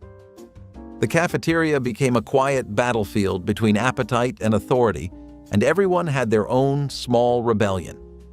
Years later, many adults realized they still cleaned their plates out of habit, not hunger, a lesson they never asked to learn. Some kids tried hiding peas under napkins or sneaking food into milk cartons, but they usually got caught. The rule was meant to teach gratitude, but it often taught disgust. Many children developed unhealthy relationships with food, learning to eat even when full or to associate meals with pressure and guilt. For a generation, the school lunchroom was not just noisy and chaotic. It was a small theater of forced obedience. Today, the idea of punishing a child for refusing to eat would be unthinkable. But back then, finishing your plate was not just expected, it was mandatory. Car beds without restraints were once the standard way to transport newborns in vehicles. Flat wicker or plastic baskets placed on back seats so babies could sleep during long drives. Parents believed these beds were safer than holding an infant, and in some ways they were right. But the protection they offered was dangerously incomplete. There were no harnesses, no anchors, and nothing to stop the bed from sliding or flipping during sudden stops. Babies lay completely unrestrained, cushioned only by blankets and the hope that nothing would go wrong. Families drove across states with infants resting in these open beds, trusting that careful driving was enough. The reality was far more frightening. In even minor accidents, these beds became projectiles, and babies inside had no protection from impact. When crash testing revealed how vulnerable infants were in these setups, regulators moved quickly to establish car seat standards requiring proper restraints and anchoring systems. The transition saved countless lives, but looking back, it is chilling to realize how many families traveled with newborns in beds that offered little more protection than a basket.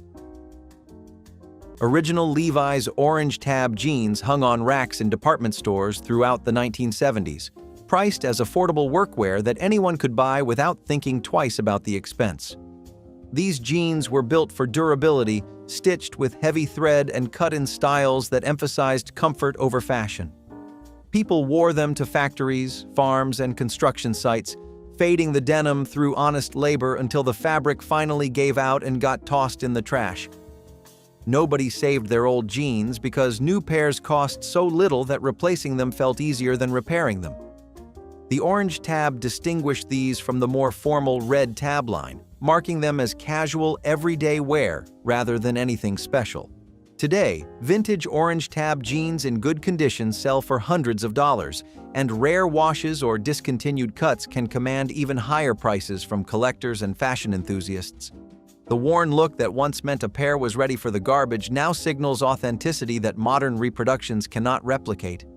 Denim hunters scour thrift stores, estate sales, and forgotten closets, hoping to find pairs that survived decades of neglect.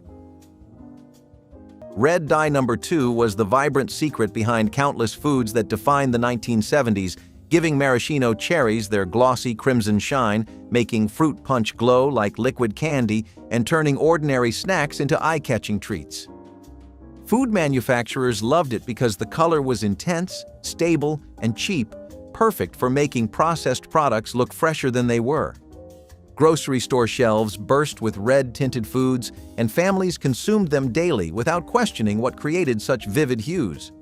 But laboratory studies began revealing troubling results. Researchers found that high doses caused tumors in rats, sparking debate about whether the same risks applied to humans. Consumer advocates demanded action, while industry representatives insisted the evidence was inconclusive. The controversy grew until regulators finally banned red dye number 2 from all food and cosmetic products, citing the precautionary principle that potential carcinogens had no place in the food supply. The ban shocked manufacturers who scrambled to reformulate recipes overnight, and shoppers noticed their favorite red foods suddenly looked different. X-ray shoe-fitting machine operators stood behind glowing devices in shoe stores across America during the 1970s, helping customers see their foot bones through the miracle of modern technology. Children especially loved these machines, pressing faces close to viewing portals and wiggling toes inside shoes while radiation poured through their feet without anyone understanding the danger. Operators used the machines dozens of times each day, absorbing cumulative doses that no modern safety standard would ever permit. Parents trusted store employees, employees trusted manufacturers, and manufacturers trusted a regulatory system that had not caught up with the science. The machines were marketed as innovations, proof that shoe fitting had entered a new era of precision. But radiation does not care about intentions. Overexposure caused burns, tissue damage, and long-term health consequences that emerged only years later. When regulators finally banned these devices, shoe stores scrambled to remove them, and operators discovered that the tool they used so casually had been quietly harming them. The job that once seemed futuristic became illegal the moment truth about radiation exposure could no longer be ignored. Homes built before 1962 had standard two-prong electrical outlets in the bathroom, mounted on the wall within arm's reach of the sink and the tub. A grounding wire provides a safe path for stray current to return to the panel instead of passing through a human body. Without that wire, a short circuit in any appliance, a razor, a radio, a heat lamp, sent the current looking for the nearest ground, which in a wet bathroom was often the person standing on damp tile or touching a metal faucet. Many older homes also lacked a dedicated bathroom circuit. The outlets shared wiring with bedrooms and hallways, increasing the load and the risk of overheating at every connection point. These two-prong outlets were never banned. The National Electrical Code required grounded three-prong receptacles in new construction, but millions of older bathrooms kept their original wiring for decades. No federal mandate has ever required homeowners to replace existing ungrounded outlets unless a renovation triggers a code compliance inspection. Spam had been feeding the American military since 1937, and by the 70s, it had migrated into the pantries of homes where fresh pork was out of reach. Hormel packed 6 ingredients into each can: pork with ham, salt, water, potato starch, sugar, and sodium nitrite. One serving delivered a third of the daily sodium and nearly a quarter of the saturated fat. Mothers sliced it thick, fried it in its own rendered grease, and served it alongside eggs or between slices of white bread. In the late 70s, the USDA tried to restrict sodium nitrite after research linked it to carcinogenic nitrosamines, but the meat industry fought the effort and won. The preservative stayed. A can cost around $1 and required no refrigeration until opened, perfect for households where the power sometimes got shut off. It was salty, it was filling, and the can was always sitting in the pantry. The pests inside the restaurant were dealt with using chemicals almost as concerning as the ones in the food. Chlordane, a powerful organochlorine insecticide, was one of the most popular commercial pest control products used in restaurants and food service buildings through the 1970s.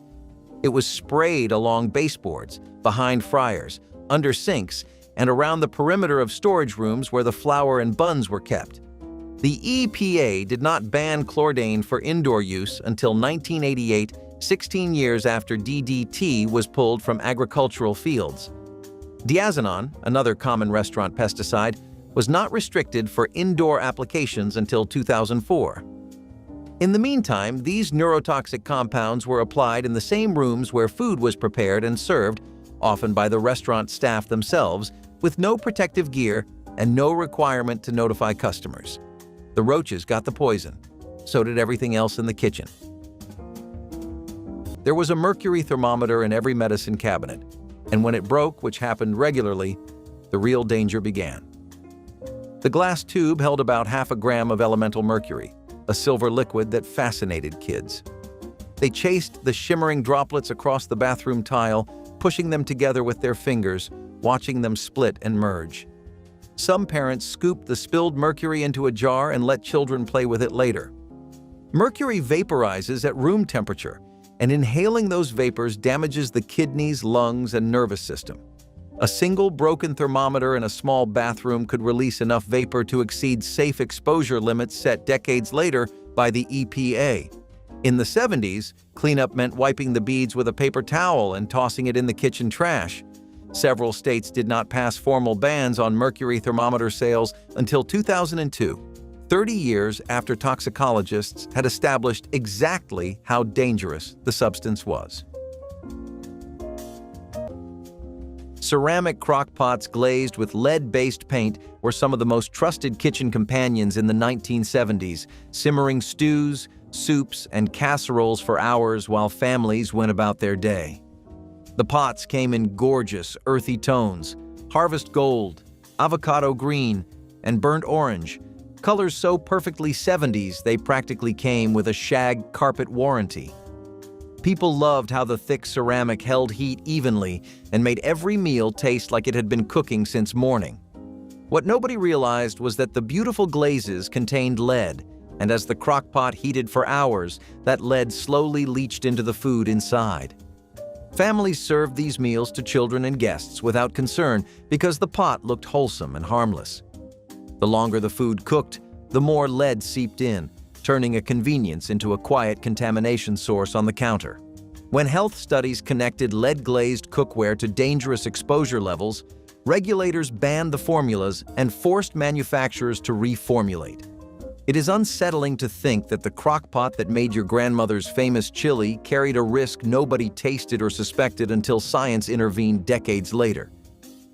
Barney Miller was praised for its smart writing and ensemble cast, but even this beloved sitcom carried moments that feel awkward when viewed through a modern lens. The Precinct dealt with characters from every corner of New York, and while the show often approached diversity with genuine respect, some episodes stumbled into humor that relied on outdated assumptions about gender, sexuality, and race. Guest characters sometimes appeared as punchlines rather than people, their identities mined for laughs that felt edgy then but cringe-worthy now. The regular cast navigated these moments with charm, often softening the blow with performances that emphasized humanity over caricature. But not every episode aged gracefully, and some scenes feel like time capsules from an era still figuring out how to balance comedy with sensitivity. Fans defend the show fiercely, and much of that defense is deserved. Barney Miller achieved something rare, a cop comedy that felt grounded and warm. Yet tucked between those warm moments are reminders that even the best shows of the era occasionally reached for laughs in ways we would no longer accept. Frozen food aisles with open-top freezer cases were a familiar feature of every grocery store in the 1970s, where chest-style bins sat in long rows without a glass door or lid to separate customers from the cold. You reached into the frost, rummaged through stacked boxes of fish sticks, pot pies, and frozen vegetables, and pulled out whatever caught your eye. The cold air rose against your arms, and in summer, kids leaned over the edge just to feel the chill on a hot afternoon. Nobody worried about temperature loss, energy waste, or how many hands had shuffled through the same pile of frozen dinners. The bins stayed cold enough, the food stayed frozen enough, and the system worked well enough that nobody demanded more. Employees restocked by tossing new boxes on top of old ones, and customers dug to the bottom when they wanted something buried beneath the pile. Today, freezer aisles are sealed behind glass doors with digital thermometers and automatic defrost cycles that keep everything precisely regulated. The open bins are gone, replaced by a system built on efficiency rather than the frosty browsing that made frozen food shopping feel like a small expedition. Hair became another target of control, especially for boys. If your hair touched your collar or ears, you risked suspension or public humiliation. Principals would walk the halls with rulers, checking length against the dress code. Long hair was seen as a threat, a sign of rebellion, nonconformity, or even moral weakness. Some schools kept scissors in the office to fix violations on the spot. For many students, hair became a quiet protest against authority, a way to express individuality when few other options existed. Parents argued with schools, but change came slowly. The hair wars of the 1970s were about more than style. They were about identity, freedom, and the right to be different in a system built to make everyone the same. Aspirin for teething and fever relief was once handed to babies as casually as milk, crushed into powder and mixed with juice or rubbed directly onto sore gums. Parents kept bottles within easy reach, trusting that something sold so widely must be perfectly safe for the smallest members of the family. When a baby fussed through the night with a fever or wailed during teething, aspirin seemed like the obvious answer, the same remedy adults reached for when they felt unwell. Nobody questioned it because aspirin had been trusted for decades, passed down as the reliable cure for everything that ached. But researchers discovered a terrifying connection between aspirin and Ray's syndrome, a rare but often fatal condition that caused brain swelling and liver failure, primarily in children recovering from viral infections. The link was devastating, especially for parents who had given aspirin in good faith. When the warnings spread, pediatricians stopped recommending it for young children, and labels were changed to reflect the danger. Today, aspirin is strictly avoided for infants, replaced by safer alternatives, it remains one of the most shocking reversals in pediatric medicine. Hand-stitched leather cowboy boots lined the shelves of Western wear shops throughout the 1970s, priced affordably enough that working ranchers could buy several pairs without stretching their budgets. These boots were crafted by skilled artisans, using techniques passed down through generations, with each pair requiring hours of careful labor that nobody particularly valued at the time. People wore them hard, scuffing the leather through daily work until the soles wore thin and the stitching began to fail. When boots finally gave out, owners simply bought new ones and tossed the old pairs without a second thought. The craftsmanship that went into each pair seemed ordinary because the supply of skilled bootmakers still exceeded the demand.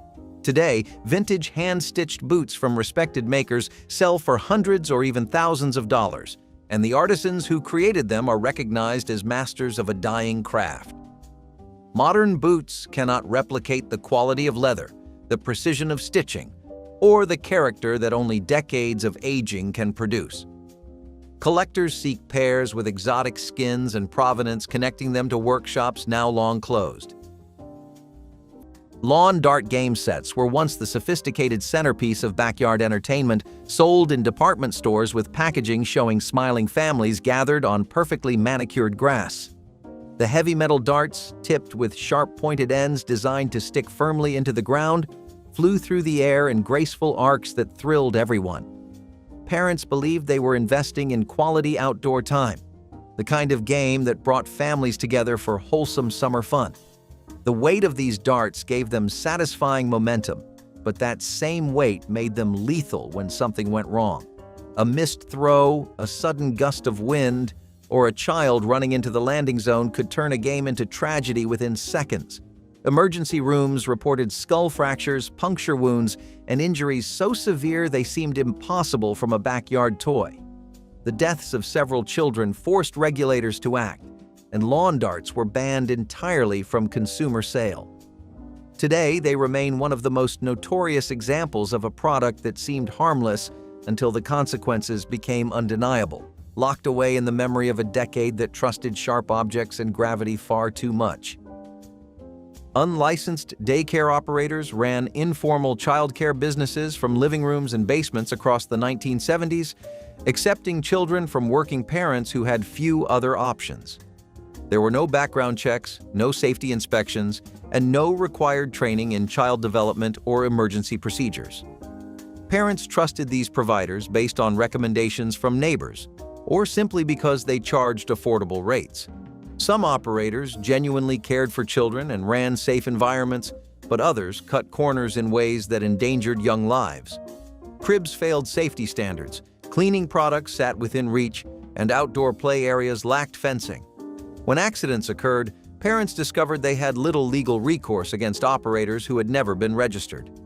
Today, child care providers must meet strict licensing requirements, pass criminal background checks, and maintain specific child-to-adult ratios. The informal daycare system that allowed anyone with a spare room to watch children has been replaced by oversight designed to protect the most vulnerable members of society from harm that was once far too common. The bathroom was the worst room in the house for lead paint, and the reason was moisture.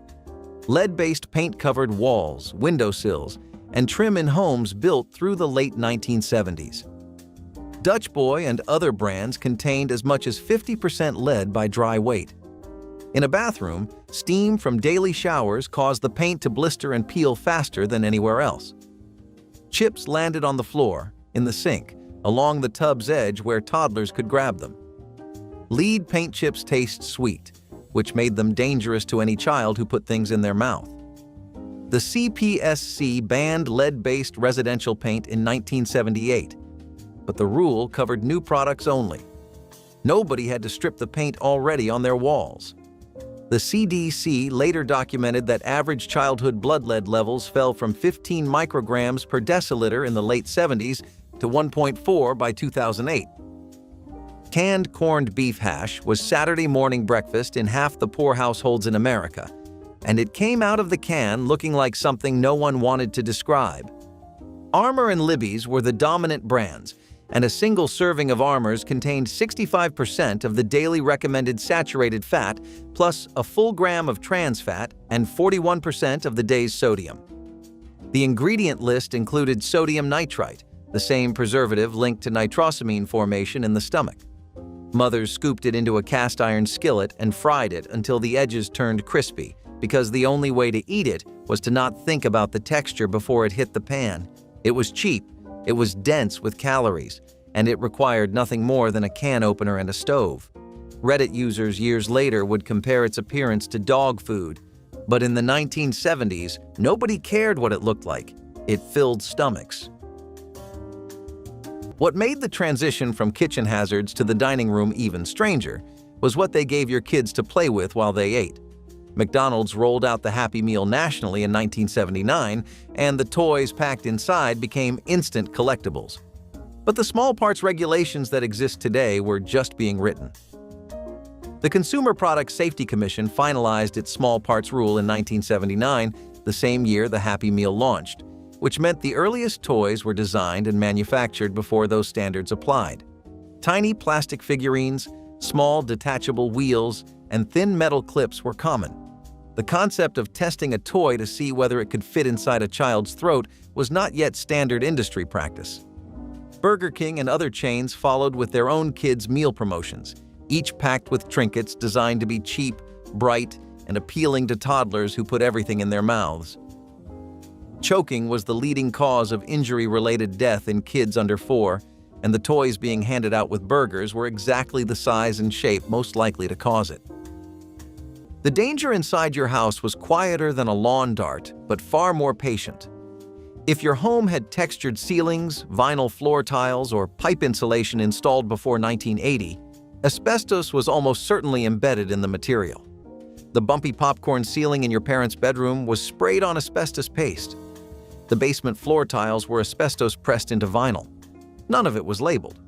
The fibers became deadly when disturbed, which happened every time someone drilled into a wall, scraped a ceiling, or pulled up old tiles during a weekend renovation. The EPA banned sprayable asbestos in 1978, but neither that rule nor the CPSC's ban on asbestos patching compounds required homeowners to remove what was already installed. Mesothelioma takes 20 to 30 years to develop, meaning families who did renovation work in the 70s would not learn what they had breathed until the late 90s. Mercury bulb meat thermometers were a trusted kitchen companion in the 1970s, jabbed into roasts, turkeys, and casseroles with the confidence of a tradition that had survived generations. The thin glass tube filled with silvery mercury gave readings that felt precise and scientific, making even amateur cooks feel like professionals monitoring their holiday bird. People loved the satisfying way the mercury crept up the scale, marking the exact moment dinner was ready. But glass is fragile, and kitchens are rough places. All it took was one bump, one drop, or one enthusiastic child helping with the turkey for the thermometer to snap inside the food. Mercury spilled into the meat, pooling in crevices nobody could see, mixing with juices later spooned over plates. Families carved and served those meals without realizing they had introduced a toxic heavy metal into dinner. Once health authorities connected mercury exposure to neurological and organ damage, these thermometers were banned from kitchen use.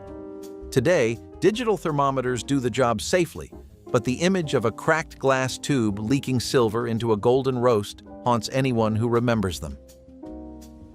Love American Style was a comedy anthology that treated romance and relationships with a wink, a nudge, and a sensibility that feels jarring when revisited today. Each episode featured standalone stories that played with love, lust, and misunderstandings, often relying on humor that objectified women and reduced relationships to punchlines about manipulation and conquest.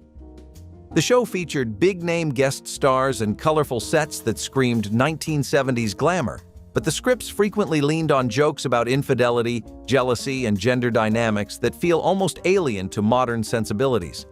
Men chased women, women schemed to trap men, and everyone seemed perfectly comfortable with roles that society has long since questioned.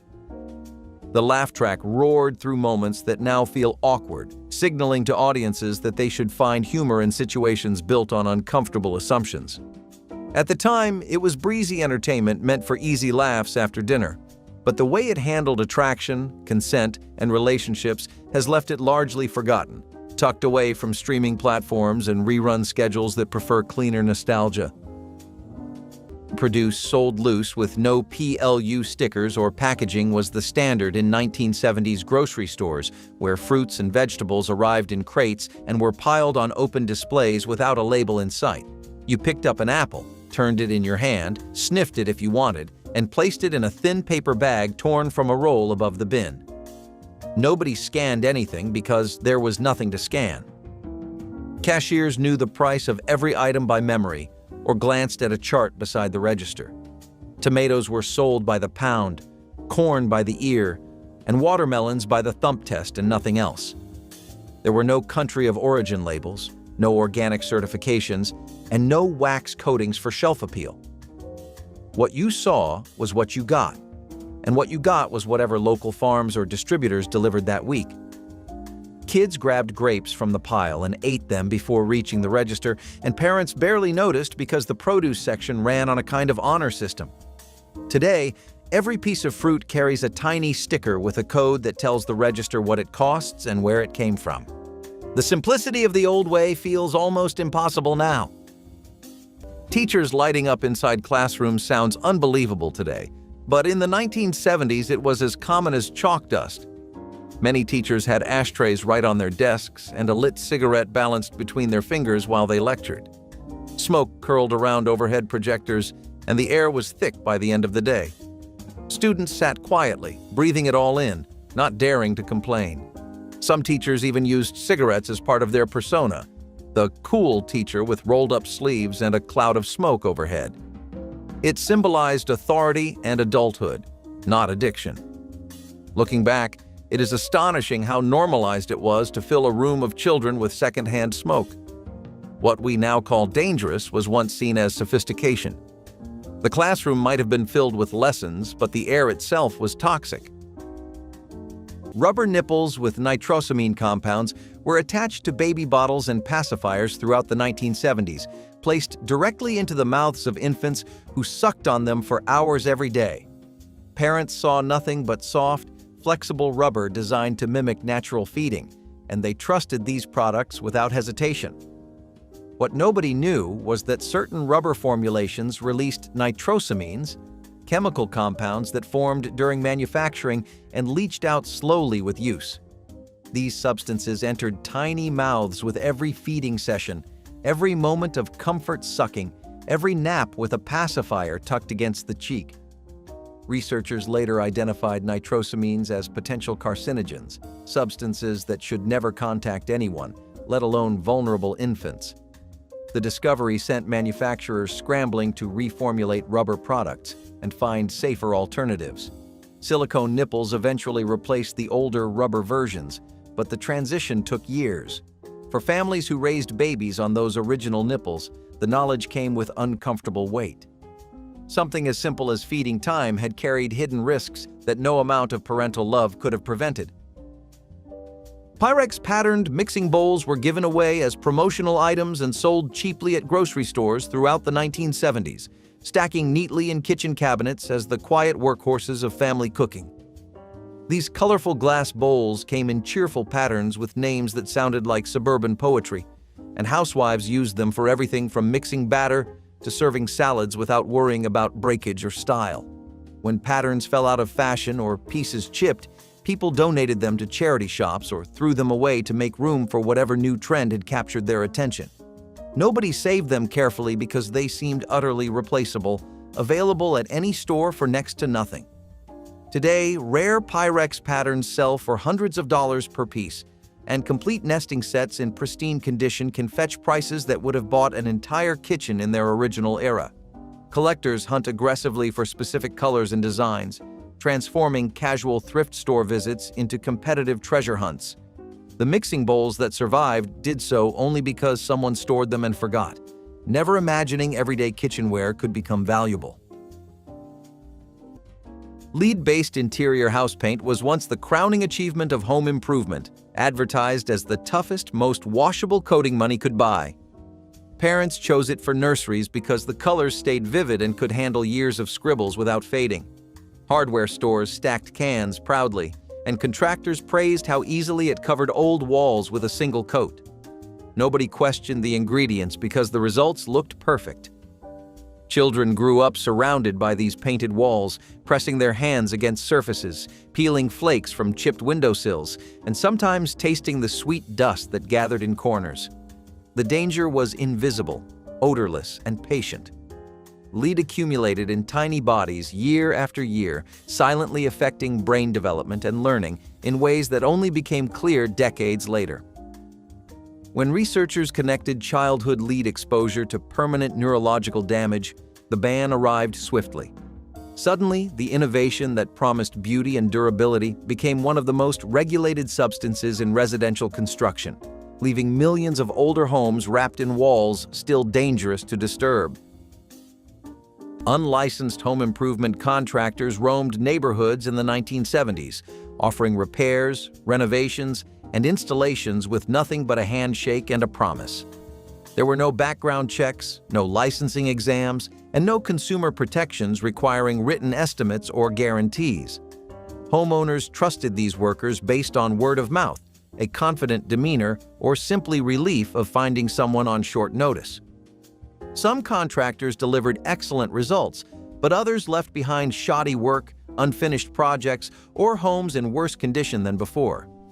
Electrical wiring went uninspected, plumbing violated codes nobody enforced, and structural changes weakened foundations without anyone noticing until cracks appeared years later. Families had little recourse when contractors disappeared with deposits because no regulatory body existed to hold them accountable. Today, home improvement contractors must obtain licenses, pass examinations, and carry insurance to protect consumers from exactly the chaos that defined the industry decades ago. The freedom that once allowed anyone with a toolbox to call themselves a contractor has been replaced by systems designed to prevent disasters. If the glass could cut you in an instant, the insulation wrapped around the pipes behind it worked on a different timeline. Asbestos lagging, a thick wrapping of woven asbestos cloth bonded with adhesive, was standard insulation for hot water pipes from the 1930s through the late 70s. In the bathroom, it covered every pipe running to the tub, the shower, and the sink. As the material aged, it became friable, crumbling at the slightest touch. A plumber tightening a valve behind the toilet could disturb it without knowing. The EPA banned certain asbestos pipe insulation in 1975, but material already installed was left in place. A study from the National Institutes of Health found that plumbers and pipe fitters had 10 times the rate of pleural thickening compared to telephone workers, a direct marker of asbestos exposure. The Department of Labor classified plumbers among the 4 highest-risk occupations for mesothelioma. The pipes in a 1970s bathroom were wrapped in a material that could take 30 to 50 years to show what it had done. Hamburger Helper appeared on shelves in 1971, and within a year, 1 out of every 4 American households was serving it regularly. General Mills designed it for parents who could not afford enough meat to feed everyone. 1 pound of the cheapest ground beef, mixed with dried pasta and a seasoning packet heavy with monosodium glutamate and sodium, stretched $1 into dinner for 5. The original lineup had 5 flavors, including beef noodle, potato stroganoff, and chili tomato. By 1977, sales dipped enough for General Mills to introduce Lefty, a white glove mascot with a clown nose and 3 fingers. Poor families bought it because the math worked. A box cost under $1, and the sodium-heavy powder disguised the taste of 70-30 ground beef, the fattiest ratio on the shelf. If you walked into a Burger King in 1974, the first thing that hit you was not the smell of burgers, but of cigarettes. Ashtrays sat on every table between the ketchup packets and the napkin dispensers. Parents smoked while their kids ate. Employees worked entire shifts breathing secondhand smoke from every booth. Berkeley, California became the first city in America to limit indoor restaurant smoking in 1977, and even that law only required designated areas. Minnesota passed the Indoor Clean Air Act in 1975, but most states had nothing. The tobacco industry fought every restriction, and fast food chains backed them, arguing that bans would drive away customers. A nationwide restaurant smoking ban did not arrive for decades. For all of the 1970s, your kids sat 3 feet from a stranger's lit Marlboro while eating their food in a haze of known carcinogens, and that was considered completely acceptable. If mercury in the medicine cabinet was a hidden danger, the Ford Pinto sitting in the driveway was a calculated one. Ford released the Pinto in 1971 as a $2,000 subcompact, and it became one of the decade's best-selling cars in middle-class suburbs. Internal crash tests showed the fuel tank, mounted behind the rear axle with thin sheet metal walls, ruptured in every rear-end collision above 25 miles per hour. Bolts from the rear differential punctured the tank on impact, and the doors jammed shut afterward, trapping people inside. Engineers proposed a nylon bladder to line the tank at $5 to $8 per car. Ford rejected every fix. A cost-benefit memo, exposed in the Grimshaw versus Ford lawsuit, valued a human life at $200,000 and concluded that paying settlements was cheaper than the $11 modification. Mother Jones published the internal documents in 1977. Ford recalled 1.5 million Pintos in 1978. Estimated burn deaths range from 27 confirmed to over 500. Asbestos trivets and hot pads were once the ultimate kitchen safety item, proudly sold as the toughest, most heat-proof protection money could buy for countertops and tables. In the 1970s, every well-equipped kitchen had at least one thick pad made with asbestos fibers sitting beside the stove, ready to cradle scorching pots without flinching. People trusted them because they did exactly what they promised, absorbing heat without burning, melting, or catching fire. Grandmothers passed them down like heirlooms, and hardware stores displayed them alongside oven mitts and dish towels. What nobody realized was that every time these pads were squeezed, folded, or worn down by use, they released microscopic asbestos fibers into the kitchen air. Those invisible particles drifted into lungs while families cooked dinner, settled onto plates, and lingered long after the dishes were washed. By the time scientists uncovered the devastating health effects of asbestos exposure, these pads had spent years silently contaminating the rooms where families gathered most. The bans came swiftly, and households everywhere threw out items they had trusted for decades. Paper bags only and no plastic in sight was the simple reality of grocery shopping in the 1970s, and nobody thought of it as a choice because there was nothing else to choose.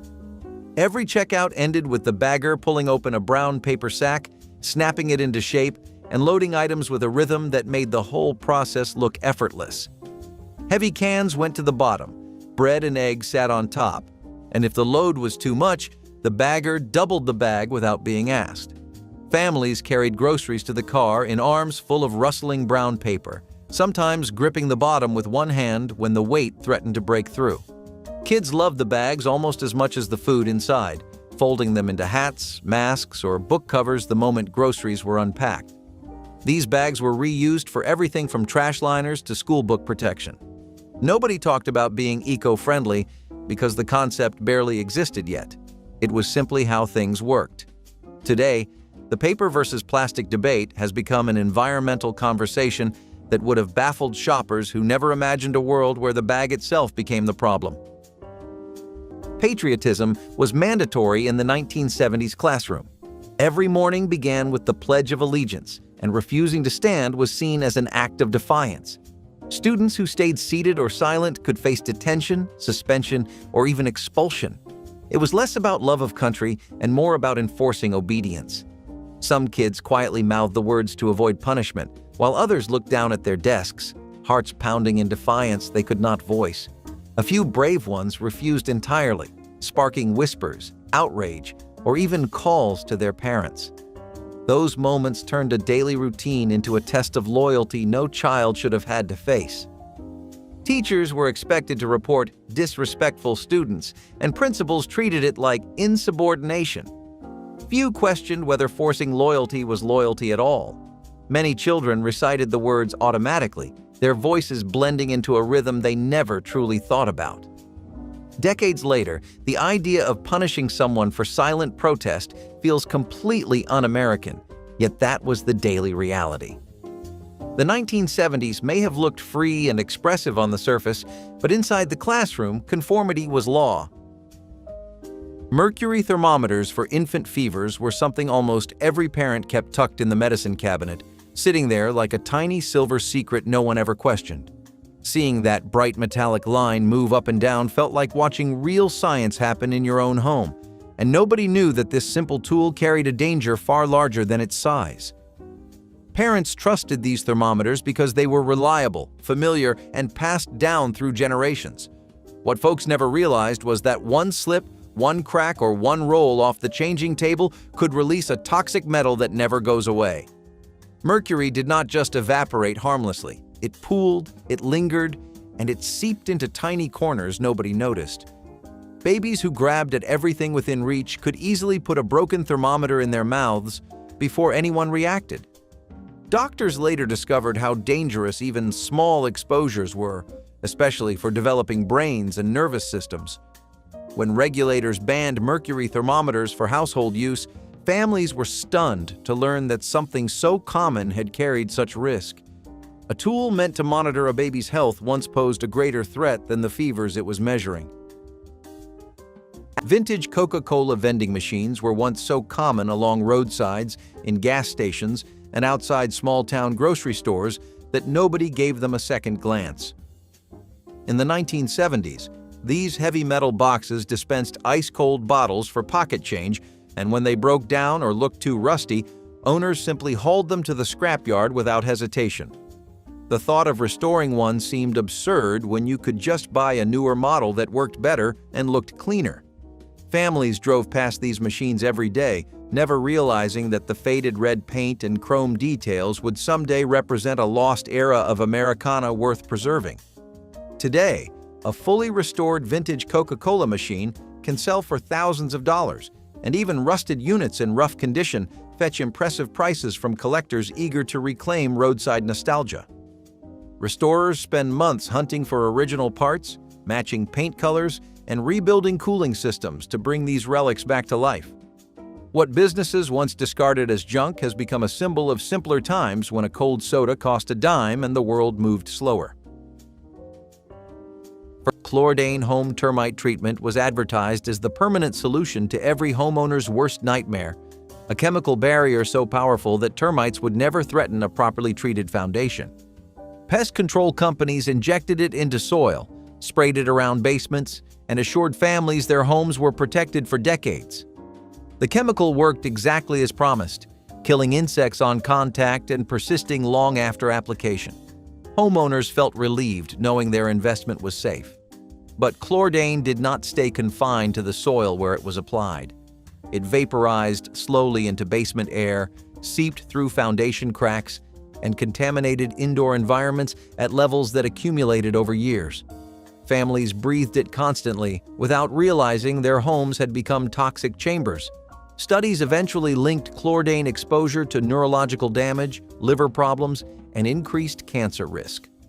Regulators banned all residential use once the evidence became undeniable, but countless homes still sit on soil saturated with a chemical that takes decades to break down, quietly releasing vapors into the air. Door to door. Encyclopedia salesmen without cooling-off rights roamed suburban streets in the 1970s like traveling scholars offering the gift of knowledge.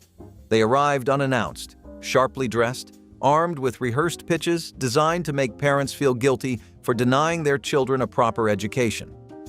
Once inside living rooms, these salesmen used high-pressure tactics that left families signing contracts worth hundreds of dollars before understanding what they had agreed to purchase. There was no 3-day cancellation period, no consumer protection hotline, and no easy way to undo a decision made under the weight of polished sales presentations.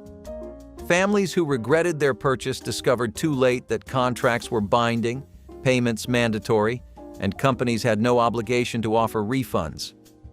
Salesmen earned commissions that depended on closing deals quickly, so empathy rarely entered the equation. When lawmakers introduced cooling-off periods and disclosure requirements, the door-to-door encyclopedia industry collapsed almost overnight. The job that once promised independence and unlimited earning potential became illegal the moment consumers gained the right to change their minds. Before 1975, not a single electrical outlet in your bathroom was required to have ground fault circuit interrupter protection. The outlets had 2 flat slots, no test button, no reset, and no ability to detect a lethal current leak. If a plugged-in hairdryer fell into a filled bathtub, nothing stood between the electricity and the person sitting in it. A study published in the Journal of the American Medical Association documented at least 95 bathtub electrocution deaths in the United States between 1979 and 1982. Hairdryers were responsible for 60% of those deaths, and kids under 5 had the highest mortality rate. The National Electrical Code did not mandate GFCI outlets in bathrooms until its 1975 edition, and many local jurisdictions took years to adopt the standard. The Electrical Safety Foundation later estimated that GFCI technology cut home electrocution deaths in half. Wonder Bread promised it could build strong bodies 12 ways, and that slogan ran on every cartoon commercial block through the 1970s. The Federal Trade Commission challenged the claim as misleading, but by then the bread was already the default loaf in budget kitchens across the country. It was made from bleached white flour stripped of bran, germ, and nearly all natural fiber during milling. To compensate, manufacturers sprayed synthetic vitamins back on and called it enriched. Each 2-slice serving contained 5 grams of added sugar. Chemical dough conditioners gave it a shelf life real bread could never match. Counterculture critics called it plastic bread because you could compress it into a dense ball and it would barely decompose. 5 loaves cost $1 at most stores. In bulk, it became the foundation of every meal, from toast to bologna sandwiches to bread soaked in milk when nothing else was left. The Occupational Safety and Health Act became law in 1970, creating OSHA. But the new agency did almost nothing to protect the teenagers pulling fry baskets at every chain in the country. Kids as young as 14 worked the fryer station, standing over open vats of oil heated past 350 degrees, with no splash guards and no automatic lowering baskets. Federal labor law prohibited workers under 16 from cooking, but enforcement was nearly non-existent, and managers routinely ignored the rules during dinner rushes. The CDC found that adolescents in restaurants were 6 times more likely to suffer burn injuries than teens in any other industry, and nearly half of all those burns came from hot grease. Speed always came before safety. These kids had no union, no advocate, and in most cases no understanding of what their legal rights were. On summer weekends, the smell of charcoal lighter fluid drifted across every middle-class block. Fathers would douse briquettes with half a can of petroleum-based starter, toss in a match, and stand back as the fireball rose. The grills were thin-walled steel bowls on tripod legs with no lids, no thermometers, and no shut-off valves. Propane models had it worse. The overfill prevention device did not become mandatory on propane tanks until 2002, and before that, nothing stopped a faulty connection from leaking gas into an enclosed patio. Charcoal grills presented a different threat. Families who rolled them into attached garages during rainstorms filled those spaces with carbon monoxide, which kills without warning. No consumer labels addressed the carbon monoxide risk until the 90s. Nearly 9,000 home fires per year were caused by gas grills in the 80s alone, according to the National Fire Protection Association, a figure that was likely higher in the decade before. Painted wooden cutting boards with lead-based finishes were one of those charming kitchen decorations that doubled as a working surface in the 1970s. Families hung them on walls when not in use, admiring the hand-painted fruit designs, rooster motifs, and cheerful country scenes that made every kitchen feel warm and inviting. When it was time to chop vegetables or slice bread, the board came down from its hook and went straight to work. Nobody thought about what was in the paint because decorative finishes were simply part of how things were made, but lead-based paint chips and flakes off over time, especially when a knife blade drags across the surface repeatedly. Those tiny particles mixed into food, settled onto countertops, and transferred to hands that later touched mouths without washing. Children were especially at risk because their developing bodies absorbed lead far more readily than adults. When testing revealed dangerous contamination on these boards, regulators banned lead-based finishes on any surface that contacted food. The cheerful artwork that once brightened kitchen walls suddenly became a symbol of how easily danger hid behind the prettiest designs.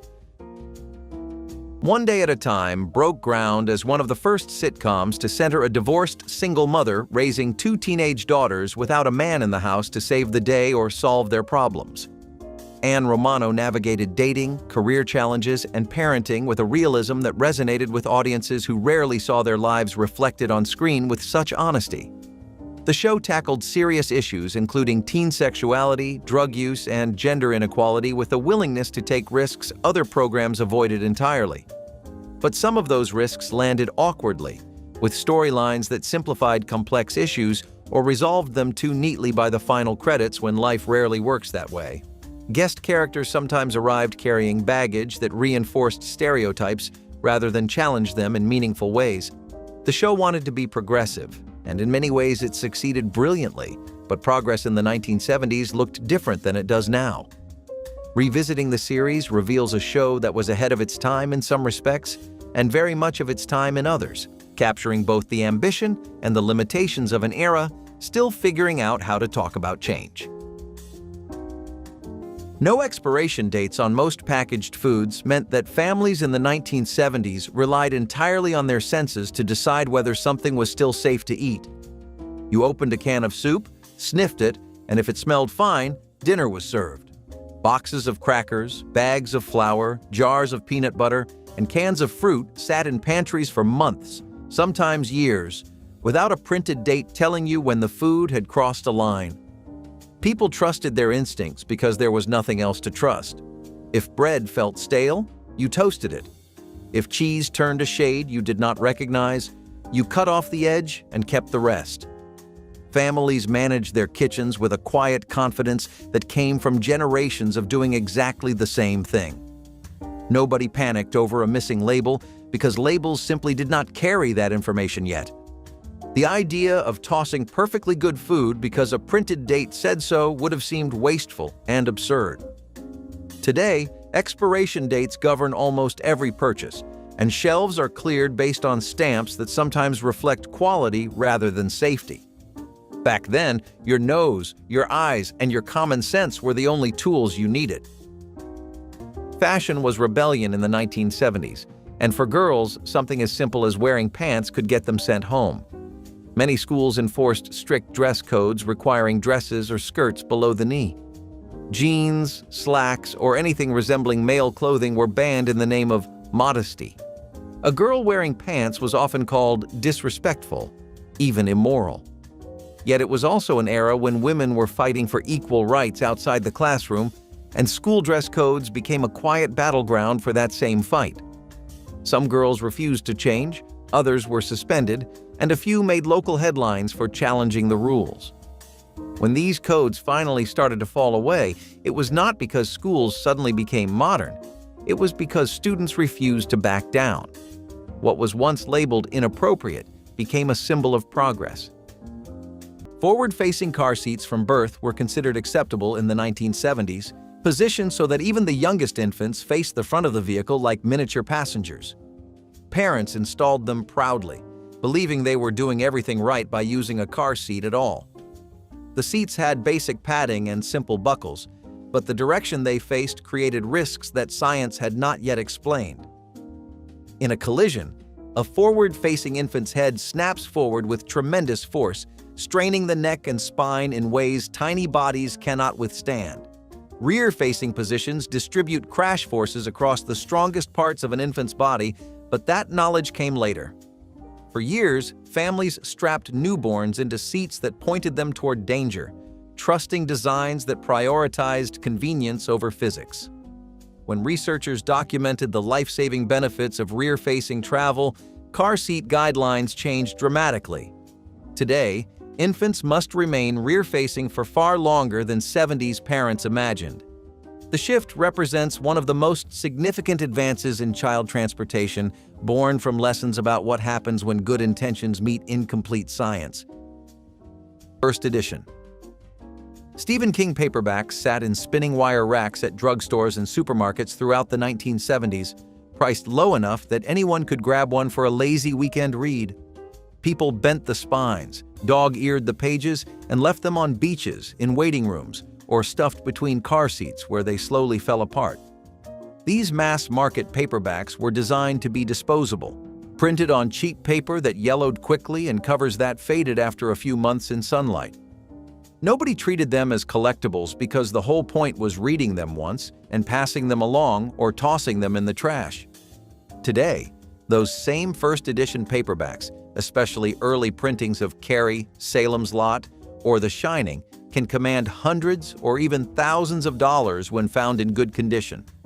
Collectors hunt obsessively for copies with intact covers, tight bindings, and pages free of the usual coffee stains and cigarette burns that plagued books of that era. What was once impulse entertainment has become literary treasure, and the copies that survived did so only because someone forgot about them long enough for time to make them valuable. Des pregnancy support medication was prescribed to millions of expectant mothers as a breakthrough drug that could prevent miscarriages and ensure healthy deliveries. Doctors recommended it confidently, and pharmaceutical companies marketed it as a modern miracle for women who struggled to carry pregnancies. Mothers took the pills faithfully, believing they were protecting their unborn children. The drug seemed to work, and grateful families welcomed healthy babies without suspecting long-term consequences. But DES did not disappear after birth. The synthetic hormone had altered the developing bodies of daughters still in the womb, causing changes that would not reveal themselves until those daughters reached adulthood. Years later, young women developed a rare form of vaginal cancer at rates that defied explanation.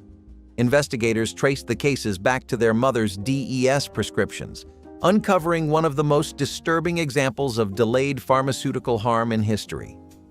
The drug was banned, but damage had already spread across a generation of daughters who never knew they were exposed until their own health crises began. Unregulated taxicab drivers cruised city streets in the 1970s with nothing more than a car and a willingness to pick up strangers. There were no background checks, no driving record reviews, and no mandatory training on routes, safety, or customer service. Passengers climbed into vehicles operated by drivers whose identities, histories, and intentions remained completely unknown. Some cities required basic permits, but enforcement was lax and documentation easy to forge. Riders trusted that the person behind the wheel was honest, sober, and competent, even though nothing guaranteed any of those qualities. Assaults, robberies, and accidents occurred with troubling frequency, but victims often had no way to identify the drivers responsible. Women traveling alone faced particular risks, and families hesitated to let children ride without supervision. Today, rideshare platforms and taxi commissions require extensive vetting, real-time tracking, and accountability systems that would have seemed impossible decades ago.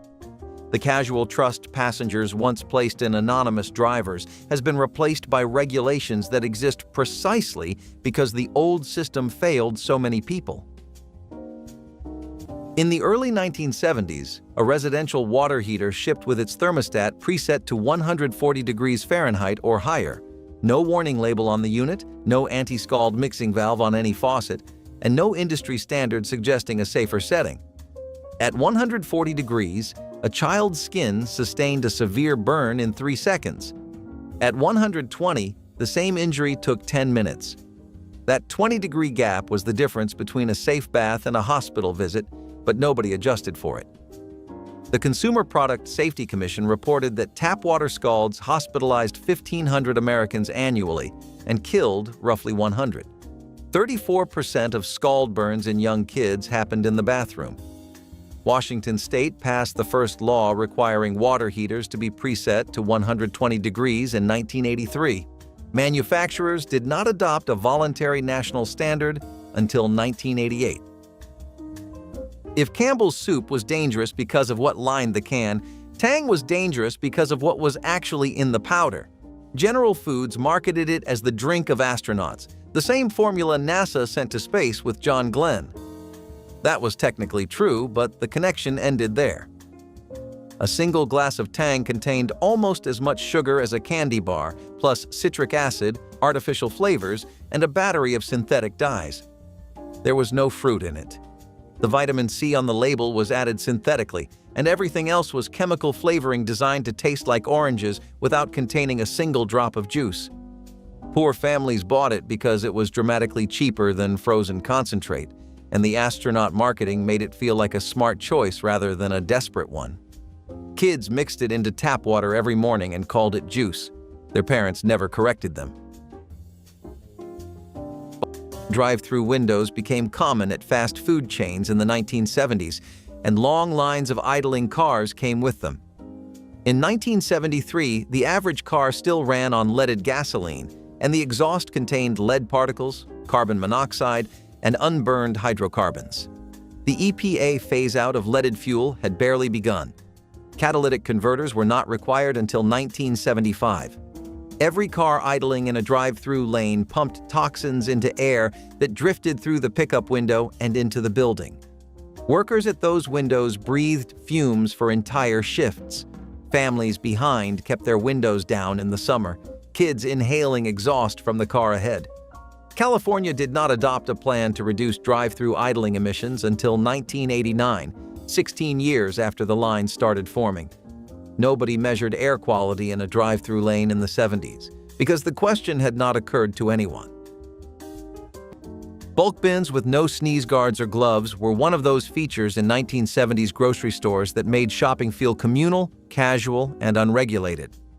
Wooden barrels and open metal bins sat along aisles, overflowing with loose candy, dried beans, rice, nuts, and baked goods that customers scooped out with shared metal scoops or grabbed with bare hands.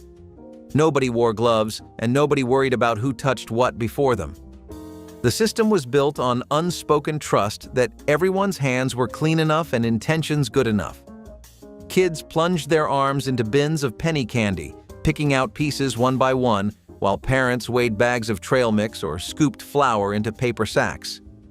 The smell of roasted peanuts, dried fruit, and raw grains mixed in a way that made the whole aisle feel alive. Store owners kept the bins full and the scoops clean, and that was considered more than enough. Today, health codes require sealed containers, sneeze guards, tongs, and gloves for anything sold in bulk, and the open barrel system that once made grocery shopping feel neighborly has given way to rules designed to protect what trust alone could not. Believe it or not, smoking was part of school culture. Many high schools had official smoking areas outdoors, complete with benches and ashtrays. Teachers would supervise or even join in during breaks. It was considered normal, a way to relax between classes. Cigarette companies marketed heavily to teens, and schools did little to discourage it. The smell of tobacco hung in hallways, on clothes, even in gym lockers. Parents accepted it as a phase, unaware of the health risks we now take for granted. By the late 1970s, as public health campaigns grew, these smoking courts began to disappear. But for years, they stood as a reminder that even in a place meant for learning, bad habits were sanctioned by the system itself. Lead-soldered formula cans were a staple in pantries across the 1970s, stacked neatly beside baby bottles as essential supplies for infant feeding. Parents trusted these cans completely, scooping powdered formula day after day without questioning how the containers were sealed. The seams running along the sides were joined with lead solder, a material that seemed sturdy but carried dangers nobody discussed. When formula sat inside these cans, especially in humid conditions, tiny amounts of lead could leach into the powder that parents mixed into bottles. Babies consumed this contaminated formula at every feeding, their developing bodies absorbing a toxin that accumulated silently over weeks and months. Lead exposure in infants causes irreversible harm to brain development, affecting learning, behavior, and lifelong potential. When researchers traced elevated lead levels in children back to formula packaging, the findings prompted urgent changes. Manufacturers switched to safer sealing methods, and lead solder disappeared from food containers entirely. But for families who fed their babies from those earlier cans, The realization came too late to undo the damage already done. Tris BP flame retardant sleepwear was marketed as every parent's dream come true. Pajamas treated with chemicals that could resist flames and potentially save a child's life during a house fire. The thought of added protection while children slept gave families peace of mind, and sales exploded. Manufacturers proudly displayed flame-retardant labels, and parents paid premium prices believing they were investing in their children's safety. The fabric felt slightly stiffer, but that seemed like a small trade for such important protection. What nobody knew was that Tris BP did not stay locked in the fabric. The chemical leached out with every wash, every tumble in the dryer, and every night spent pressed against a child's skin. Studies revealed that Tris BP caused genetic mutations in laboratory tests, raising terrifying questions about what it might do to developing bodies. When researchers connected the dots, the ban came swiftly. Millions of pajamas were pulled from shelves, leaving parents stunned that something designed to protect their children had instead exposed them to a substance now classified as a probable carcinogen. Lead paint applicators without certification were trusted members of every neighborhood in the 1970s, arriving at homes with buckets, brushes, and confidence born from experience rather than formal training. They painted nurseries, kitchens, porches, and windowsills without anyone mentioning that the durable coating they spread contained poison capable of damaging brains and nervous systems. Parents watched these painters work inches from their children, grateful for fresh colors brightening their homes, unaware that every brushstroke left behind a hazard that would linger for decades. Workers handled the material barehanded, wiped faces with paint-speckled rags, and never imagined that the product making their livelihood possible was accumulating in their own blood. When scientists proved the connection between lead exposure and developmental damage, regulators moved swiftly to ban lead-based paints and require certification for anyone working in older homes. The painters who once felt proud of their craft found themselves relics of a system that quietly poisoned an entire generation without anyone noticing until far too late. Every one of those belonged to a decade that never asked permission and never apologized. If you grew up with any of them, you already know they do not make mornings, classrooms, or summers like that anymore. Share this with someone who remembers the same kitchen, the same backyard, the same television set, and if you have not already, subscribe so you do not miss the next one.